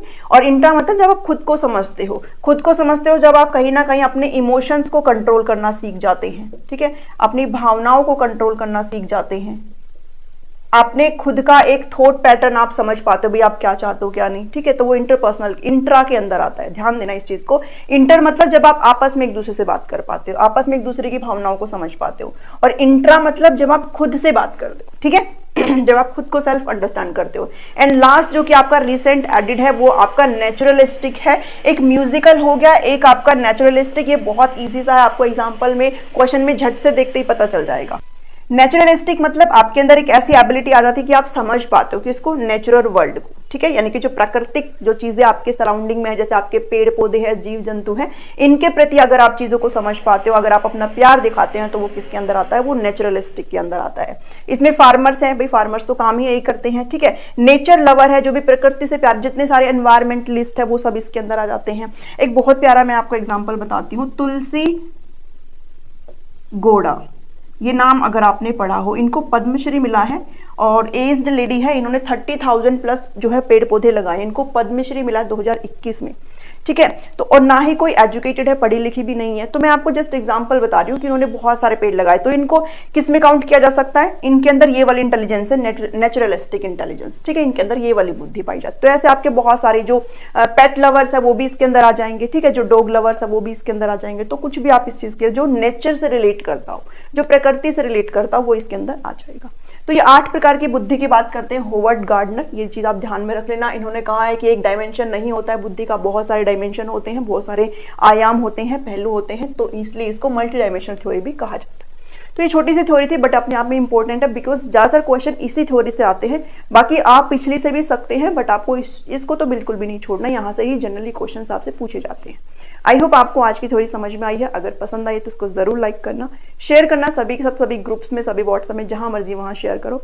सभी प्लेलिस्ट का लिंक आपको वीडियो के डिस्क्रिप्शन में दिया हुआ है। अगर आप नोट्स को एक्सेस करना चाहते हैं तो आपको स्क्रीन पर नंबर दिखाई दे रहा है, आप उस पर व्हाट्सअप करके इन्फॉर्मेशन ले सकते हैं। एक और इम्पॉर्टेंट चीज रहती है, उसके बाद आपका इंटेलिजेंस यानी कि जो बुद्धि का टॉपिक है वो कंप्लीट हो जाएगा, इंटेलिजेंस टेस्ट टाइप। और ये करना बहुत जरूरी इसलिए भी है क्योंकि लास्ट ईयर जो आपका एचटेट का एग्जाम हुआ है 2023 का, उसमें आपका टीजीटी और आपका जो पीजीटी है इसमें एक एक क्वेश्चन आपका टेस्ट टाइप से पूछा गया है। तो आपको बुद्धि परीक्षण के बारे में सारी चीजें मालूम होनी चाहिए है। तो ये छोटी सी वीडियो रहेगी जिसके अंदर आपको एमसीक्यूज भी इसी के अंदर ही मैं कवर कर दूंगी, क्योंकि इतना बड़ा नहीं है तो ज्यादा अलग से लाइव लेना इसके लिए ठीक नहीं है, वो टाइम वेस्ट रहेगा। तो इसके अंदर आपको कंटेंट भी मिल जाएगा और साथ ही साथ आपको एंड में इसके रिलेटेड क्वेश्चंस भी मिल जाएंगे। ठीक है, चलिए स्टार्ट करते हैं। तो आपको बस टू द पॉइंट चीजें इसमें देखनी है, बाकी इसमें कुछ भी थ्योरी वगैरह नहीं पूछा जाता, सिर्फ आपको टेस्ट दे दिए जाते हैं और ये फिर ये पूछा जाता है कि ये कौन सा टेस्ट है, बस इतना ही आपको इसमें करना है। चलिए थोड़ा सा एक बारी जिस्ट आप देख लीजिए। इंटेलिजेंस टेस्ट की जब भी बात करते हैं यानी कि बुद्धि परीक्षण की बात करते हैं जब भी हम, तो बुद्धि परीक्षण जो है आपके मेजरली दो तरीके के होते हैं। एक होता है आपका इंडिविजुअल टेस्ट और एक होता है आपका ग्रुप टेस्ट। इंडिविजुअल को हिंदी में व्यक्तिक परीक्षण भी कहते हैं, ठीक है, वैयक्तिक परीक्षण, और ये आपका सामूहिक परीक्षण है, ठीक है, ग्रुप में होता है। डिफरेंस दोनों के अंदर समझ लीजिएगा कि जो इंडिविजुअल टेस्ट है यहाँ पर किसी भी एक इंडिविजुअल को टेस्ट किया जाता है एक ही टाइम में, ठीक है, only one individual is tested eight A time. सिर्फ एक इंडिविजुअल को, किसी भी एक व्यक्ति को एक बार में परीक्षण उसका लिया जाता है, जबकि यहाँ पर जो परीक्षण लिया जाता है वो आपका ग्रुप में लिया जाता है, समूह में लिया जाता है। बस ये आपका डिफरेंस है यहाँ पर, ठीक है। ये जो आपका इंडिविजुअल टेस्ट है अगर बात करें तो इसमें ध्यान में रखिएगा कि इसके अंदर आपका जो कॉस्ट है वो काफी ज्यादा लग जाती है, लेबर बहुत ज्यादा इसमें लग जाती है, ठीक है, एक्सपेंसिव काफी पड़ जाता है, ये टाइम कंज्यूमिंग बहुत ज्यादा होता है क्योंकि आप एक इंसान से दूसरे इंसान सभी को आप पर्सनली जाकर के टेस्ट करते हो, तो इसमें ये सारी चीजें आपकी ज्यादा लगती है। जबकि जब ग्रुप की बात करते हैं तो इसमें आपका टाइम की जो कंज्यूम है वो कम होता है, साथ ही लेबर की कम रिक्वायरमेंट होती है, कॉस्टली भी नहीं रहता है। तो बस आप इतनी चीजें ध्यान में रखेंगे कि इंडिविजुअल में हम किसी भी एक इंडिविजुअल को एक एक करके टेस्ट करते हैं और इसमें हम ग्रुप में करते हैं। अब ये भी आपके दो तरीके के बटे हुए हैं। इंडिविजुअल की बात करें तो ये आपका वर्बल और नॉन वर्बल टेस्ट होता है, और जो ग्रुप है ये भी आपका वर्बल और नॉन वर्बल में शामिल होता है। आपसे जो सवाल पूछा जाता है वो ऐसे पूछा जाता है, या मतलब आगे बहुत सारे टेस्ट आएंगे तो उसमें ये पूछ लिया जाता है कि कौन सा आपका परफॉर्मेंस टेस्ट है, कौन सा आपका नॉन वर्बल है, वर्बल है, ऐसे करके क्वेश्चन आपसे पूछे जाते हैं, ठीक है। तो वर्बल टेस्ट होते हैं शाब्दिक परीक्षण, शाब्दिक परीक्षण इनको बोलते हैं, यानी कि इनमें जो कंटेंट होता है वो आपका क्वेश्चन की फॉर्म में होता है, ठीक है, जो आपसे क्वेश्चन से पूछे जाते हैं जिनके बेस पर आपका परीक्षण लिया जाता है। तो ये आप कह सकते हो इसमें लैंग्वेज का इस्तेमाल होता है, भाषा का इसमें इस्तेमाल होता है, वर्बली बोल करके आपसे क्वेश्चन किसी भी इंडिविजुअल से पूछे जाते हैं जिसके बेस पर वो जवाब देता है, वो शाब्दिक है, ठीक है, जिसमें लैंग्वेज का हम इस्तेमाल करते हैं। वहीं जो नॉन वर्बल है जिसको, और मेजरली इसको क्या बोला जाता है, परफॉर्मेंस टेस्ट इसको बोला जाता है, ठीक है, संक्रियात्मक परीक्षण इसको बोला जाता है। तो ये चीज जरूर ध्यान में रखेंगे, परफॉर्मेंस टेस्ट, ठीक है। नॉन वर्बल मतलब परफॉर्मेंस टेस्ट, यहां पर आपको लैंग्वेज की जरूरत नहीं होती है, भाषा की जरूरत नहीं होती, यहां पर आपको कुछ टास्क दे दिए जाते हैं, कुछ एक्शन आपको परफॉर्म करने होते हैं, ठीक है। तो यहां पर आप क्या परफॉर्म कर रहे हो उसके बेस पर परीक्षण होता है, और यहां पर जो है आपसे कुछ क्वेश्चन पूछे जाते हैं, इसके बेस पर परीक्षण होता है, ठीक है। तो इतनी चीजें ध्यान में रखेंगे। सेम चीज यहां पर भी है, वर्बल, इसके अंदर भी लैंग्वेज का इस्तेमाल करते हैं, बोल करके सारी चीजें होती है, और यहां पर भी आप क्या करते हो, नॉन वर्बल होता है, यानी कि यहां पर भी ये भी आपका परफॉर्मेंस है, नॉन वर्बल, ठीक है। ध्यान में रखना, आपसे ये भी पूछा जा सकता है कि परफॉर्मेंस टेस्ट को कौन सा टेस्ट बोलते हैं, नॉन वर्बल टेस्ट बोलते हैं, ठीक है। इतनी सी चीज आपको यहाँ पर ध्यान में रखनी है। अब बिना किसी देरी के सिर्फ हम क्या देखेंगे कि कौन कौन से टेस्ट हमको याद करने हैं, तो भाई ये आपको याद ही करना पड़ेगा, ठीक है। चलिए इंडिविजुअल की बात करते हैं, यानी कि व्यक्तिक जो बुद्धि परीक्षण है उसके अंदर हमारे दो प्रकार होते हैं, एक होता है वर्बल शाब्दिक और एक होता है गैर शाब्दिक या फिर संक्रियात्मक परफॉर्मेंस टेस्ट इसको बोलते हैं, ठीक है। तो लास्ट ईयर जो क्वेश्चन पूछा गया था वो आपसे पूछा गया था कि कौन सा परफॉर्मेंस टेस्ट नहीं है, तो परफॉर्मेंस टेस्ट जब भी बात आए तो आप क्या देखेंगे, नॉन वर्बल इंडिविजुअल टेस्ट को आप देखेंगे। तो भाई ये सारे टेस्ट आपको ध्यान में रखने पड़ेंगे। वर्बल टेस्ट की बात करें तो बिने साइमन इंटेलिजेंस टेस्ट, जो कि आपका सबसे पहला बुद्धि परीक्षण है, ये 1905 का, जो मैंने आपके साथ एक्सप्लेन भी करा था जब हमने थ्योरीज वगैरह करी थी। तो जो बिने साइमन इंटेलिजेंस स्केल है वो आपका 1905 में आया था, जिसको बिने ने दिया था, ठीक है। ये सभी आपको पता रहना चाहिए है, ठीक है।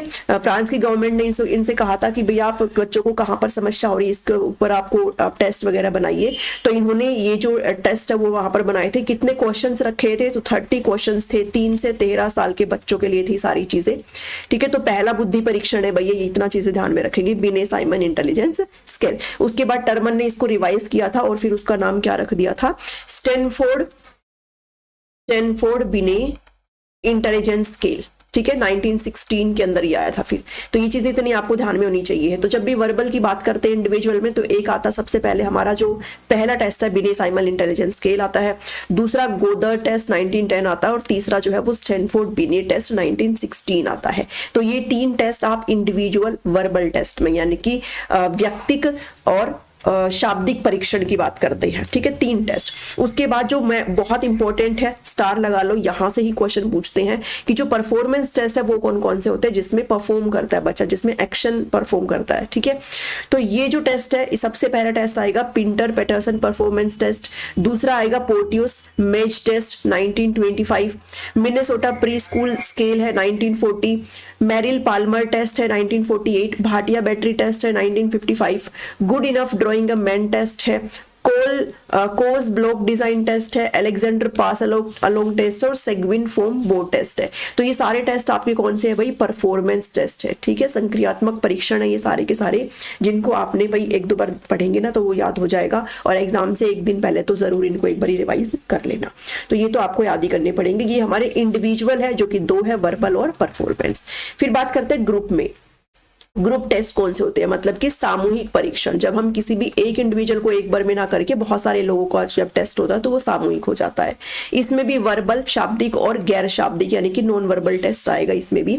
तो वर्बल कौन सा है? इसमें आर्मी अल्फा टेस्ट है 1917, जिसको रॉबर्ट यर्क के द्वारा दिया गया था वर्ल्ड वॉर 1 के टाइम पर। आर्मी जनरल क्लासिफिकेशन टेस्ट है, वर्ल्ड वॉर 2 के टाइम दिया गया था।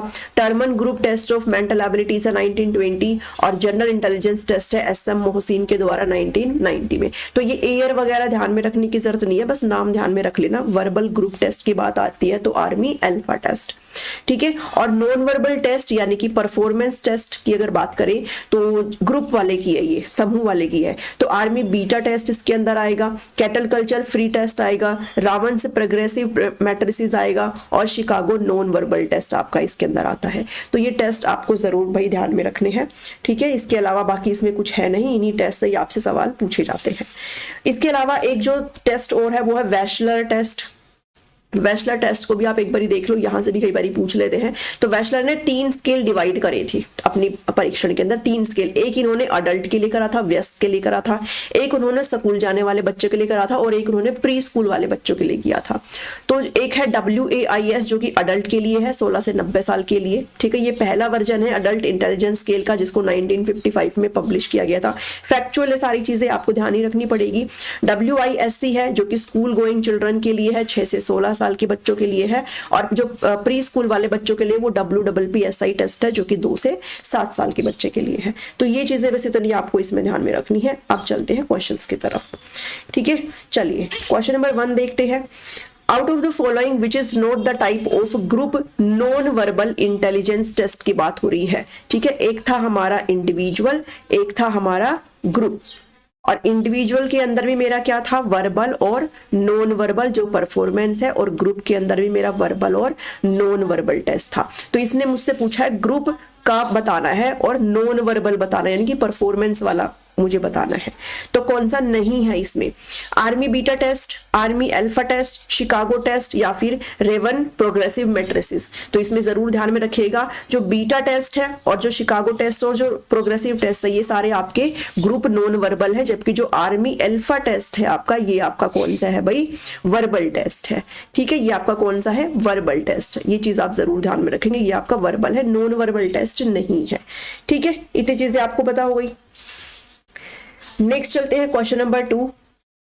विच of the following statement is correct about intelligence test? बुद्धि परीक्षण के बारे में कौन सी जो स्टेटमेंट है वो सही है, आपको करेक्ट इसमें से छांटनी है। इंटेलिजेंस टेस्ट केवल वर्बल होते हैं, तो ये तो गलत बात है, क्योंकि वर्बल और नॉन वर्बल दोनों होते हैं, तो ये तो करेक्ट नहीं है। Non verbal intelligence test have many statement. जो नॉन वर्बल इंटेलिजेंस टेस्ट होते हैं उनमें काफी स्टेटमेंट होती है, ये आपको करेक्ट निकालना है, ये आपका सही है। या फिर we can use intelligence test in any age group, हम किसी भी एज ग्रुप में इंटेलिजेंस टेस्ट का इस्तेमाल कर सकते हैं, या फिर we can use intelligence test only on the age group for which it is developed. तो भाई ध्यान में पढ़ना, ध्यान से पढ़िएगा। ये जो फोर्थ स्टेटमेंट है ये आपकी बिल्कुल सही है, क्योंकि हम बच्चों की एज के अकॉर्डिंग टेस्ट का यानी कि बुद्धि परीक्षण का हम उनको डेवलप करते हैं उनकी एज के अकॉर्डिंग, और वो उसी अकॉर्डिंग ही होना चाहिए, ठीक है। तो develop intelligence test only on the age group for which it is developed, सिर्फ उसी एज ग्रुप के लिए इस्तेमाल करते हैं जिस एज ग्रुप के लिए उसे बनाया गया है। तो फोर्थ यहाँ पर आपका बिल्कुल करेक्ट है। इतनी चीजें आपको ध्यान में रखनी है, ठीक है। चलिए, इसमें स्टेटमेंट नहीं होता, नॉन वर्बल में टास्क होते हैं, है ना, जो परफॉर्म करते हैं, ये चीज ध्यान में रखिएगा, ठीक है। वी कैन यूज इंटेलिजेंस इन किसी भी एज ग्रुप में नहीं, जिस पर्टिकुलर एज ग्रुप के लिए बनाया गया है उसमें इस्तेमाल करते हैं। तो सेकंड का जो आंसर आ जाएगा वो ऑप्शन नंबर 4 आ जाएगा, ठीक है। चलिए, नोट्स के अंदर अपलोड कर दिया गया है ये सारी चीजें, एक बार रिफ्रेश मार लेना मेल को। Which of the following is not a performance test of intelligence, बुद्धि का परफॉर्मेंस टेस्ट कौन सा नहीं है, नोट पूछा है परफॉर्मेंस टेस्ट। तो Bhatia battery, Cattell culture free test, Stanford Binet test, या फिर रावंस SPM, कौन सा टेस्ट नहीं है, ठीक है। तो परफॉर्मेंस टेस्ट में आप जरूर ध्यान में रखिएगा कि जो आपका भाटिया बैटरी टेस्ट है वो भी होता है, कैटल कल्चर भी होता है, रावंस भी होता है, लेकिन ये जो है आपका स्टैनफोर्ड बिने टेस्ट ये आपका नहीं है, ठीक है। ये चीज आप ध्यान में रखिएगा, क्योंकि ये आपका कौन सा टेस्ट है, ये आपका इंडिविजुअल वर्बल टेस्ट है, इंडिविजुअल वर्बल टेस्ट है। इतनी चीजें आप जरूर ध्यान में रखेंगे। तो क्वेश्चन नंबर 3 का जो आंसर आ जाएगा वो ऑप्शन नंबर 3 आ जाएगा, ठीक है। चलिए नेक्स्ट पे चलते हैं। Which one of the following is not a performance test of intelligence, इसमें से कौन सा परफॉर्मेंस टेस्ट नहीं है बुद्धि का, कौन सा नहीं है, प्रदर्शन परीक्षण कौन सा नहीं है, ठीक है। अगेन आपसे सेम क्वेश्चन है लेकिन ऑप्शन अलग है। Cattell culture fair test, the Cornell Cox scale, Bhatia battery test, या फिर को ब्लॉक डिजाइन टेस्ट। तो आपको ये पता होना चाहिए, ये भी आपका परफॉर्मेंस टेस्ट है, ये भी आपका परफॉर्मेंस टेस्ट है, ये भी आपका परफॉर्मेंस टेस्ट है। जो नहीं है वो कौन सा है, वो ये है, ठीक है, क्योंकि ये आपका वर्बल इंटेलिजेंस टेस्ट है। ये आपका कौन सा टेस्ट है, वर्बल इंटेलिजेंस टेस्ट है, ठीक है। ऐसे क्वेश्चन आपसे एग्जाम में पूछे जाएंगे, अगर आपको सारे टेस्ट याद हैं तो आप इनको बना सकते हो। Which psychologist constructed the first intelligence test, किस साइकोलॉजिस्ट ने सबसे पहला इंटेलिजेंस टेस्ट यहाँ पर फॉर्मुलेट करा था। तो ये सबको पता है भाई, किसने करा था भाई, ये अल्फ्रेड बिने ने किया था, ठीक है। अल्फ्रेड बिने ने किया था, कब किया था, 1905 में। और इनके जो साथ थे वो कौन थे, वो साथ थे थियोडोर साइमन। थियोडोर साइमन के साथ मिलकर के इन्होंने बिने साइमन इंटेलिजेंस स्केल दिया था 1905 में, ठीक है। तो क्वेश्चन कितने रखे थे टोटल, जो क्वेश्चन 30 रखे थे, किस एज ग्रुप के लिए, 3 से 13 एज ग्रुप के लिए इसको रखा गया था। ये चीज आप जरूर ध्यान में रखेंगे, ठीक है भाई। नेक्स्ट चलते हैं, question number 6। Which of the following is not an intelligence test, इसमें से कौन सा बुद्धि परीक्षण नहीं है। स्टैनफोर्ड बिने टेस्ट नहीं है, वेस्लर है, रावन प्रोग्रेसिव, या फिर रोसार्च इंक ब्लॉट टेस्ट है। तो ध्यान में रखिएगा ऑप्शन नंबर 4 इसका करेक्ट आंसर है, क्योंकि ये जो टेस्ट है आपका, ये आपका पर्सनालिटी को मेजरमेंट करने के लिए है, व्यक्तित्व के मापन के लिए है। और वो टॉपिक हम अब की बार नहीं कर रहे हैं, क्योंकि लास्ट टाइम भी नहीं पूछा गया था। तो पर्सनालिटी हमेशा पूछा जाता है, 3 से 4 क्वेश्चन आते थे, लेकिन लास्ट टाइम नहीं आया क्योंकि आपके सिलेबस में भी मेंशन नहीं है पर्सनालिटी। फिर भी अगर किसी को करना है तो मेरी प्रीवियस ईयर की प्लेलिस्ट पड़ी हुई है, उसके अंदर आपको ये सारे टॉपिक्स मिल जाएंगे, जिसमें मैंने टेस्ट वगैरह सारी चीजें, सारी थ्योरीज पर्सनालिटी की सब करवाई हुई है। करना चाहते तो आप कर सकते हो। तो 6 का जो आंसर आएगा वो 4 हो जाएगा, क्योंकि वो पर्सनालिटी को मेजरमेंट करता है। चलिए नेक्स्ट क्वेश्चन है, question number 7। Which of the following statement is not correct in reference to intelligence test. ये आपका लास्ट ईयर पीजीटी का आया हुआ सवाल है भाई। Which one of the following statement is not correct in reference to intelligence test. जब भी बुद्धि परीक्षण की बात करते हैं तो उसके संदर्भ में कौन सा सही नहीं है। एलेक्जेंडर पासलम टेस्ट एक परफॉर्मेंस टेस्ट है, क्या ये सही नहीं है? ये तो बिल्कुल सही है, ये तो ट्रू है, क्योंकि ये हमारा परफॉर्मेंस टेस्ट ही होता है, तो ये तो ट्रू है। Verbal test can be either individual और ग्रुप, ये भी बिल्कुल सही बात है। जो शाब्दिक परीक्षण होता है वो इंडिविजुअल भी होता है और ग्रुप में भी होता है। उसके बाद कह रहा है illiterate people can not do performance test, ऐसे व्यक्ति जो पढ़े लिखे नहीं है वो परफॉर्मेंस टेस्ट नहीं दे सकते हैं। या फिर non verbal test intelligence is measured through picture and figures, तो ये भी बिल्कुल सही बात है। जो नॉन वर्बल यानी कि जो परफॉर्मेंस एक्शंस वाले होते हैं वो किसके थ्रू होते हैं, पिक्चर्स और फिगर के थ्रू, ठीक है, यानी कि आप उसमें एक्शन परफॉर्म करते हो। तो फोर्थ भी आपका बिल्कुल सही है, जो नहीं है वो आपका ऑप्शन नंबर 3 यहाँ पर करेक्ट है कि अशिक्षित व्यक्ति निष्पादन परीक्षण नहीं कर सकते हैं। तो 7वें का जो करेक्ट आंसर आ जाएगा वो आपका ऑप्शन नंबर 3 आ जाएगा, ठीक है। सो यही क्वेश्चंस थे, उम्मीद करती हूँ कि आपको समझ में आया होगा। ज़्यादा क्वेश्चंस मुझे इसमें नहीं मिले, मैंने खूब ढूंढे भी, तो ये सारे क्वेश्चन भी आपके एचटेट के प्रीवियस क्वेश्चंस उठाए मैंने, ठीक है। तो उम्मीद करती हूँ भी आपको ये वीडियो अच्छी लगी होगी। अच्छी लगी है तो लाइक शेयर सब्सक्राइब करना बनता है, चैनल पर नए हैं तो आप ज़रूर से मुझे सब्सक्राइब कर लीजिए। आगे फिर मिलती हूँ आपसे नेक्स्ट वीडियो में अब, ठीक है। Thank you, thanks for watching मी। अब आपका इंटेलिजेंस वाला टॉपिक खत्म हो गया, अब सिगमंड फ्रूड वाला टॉपिक उठाएंगे।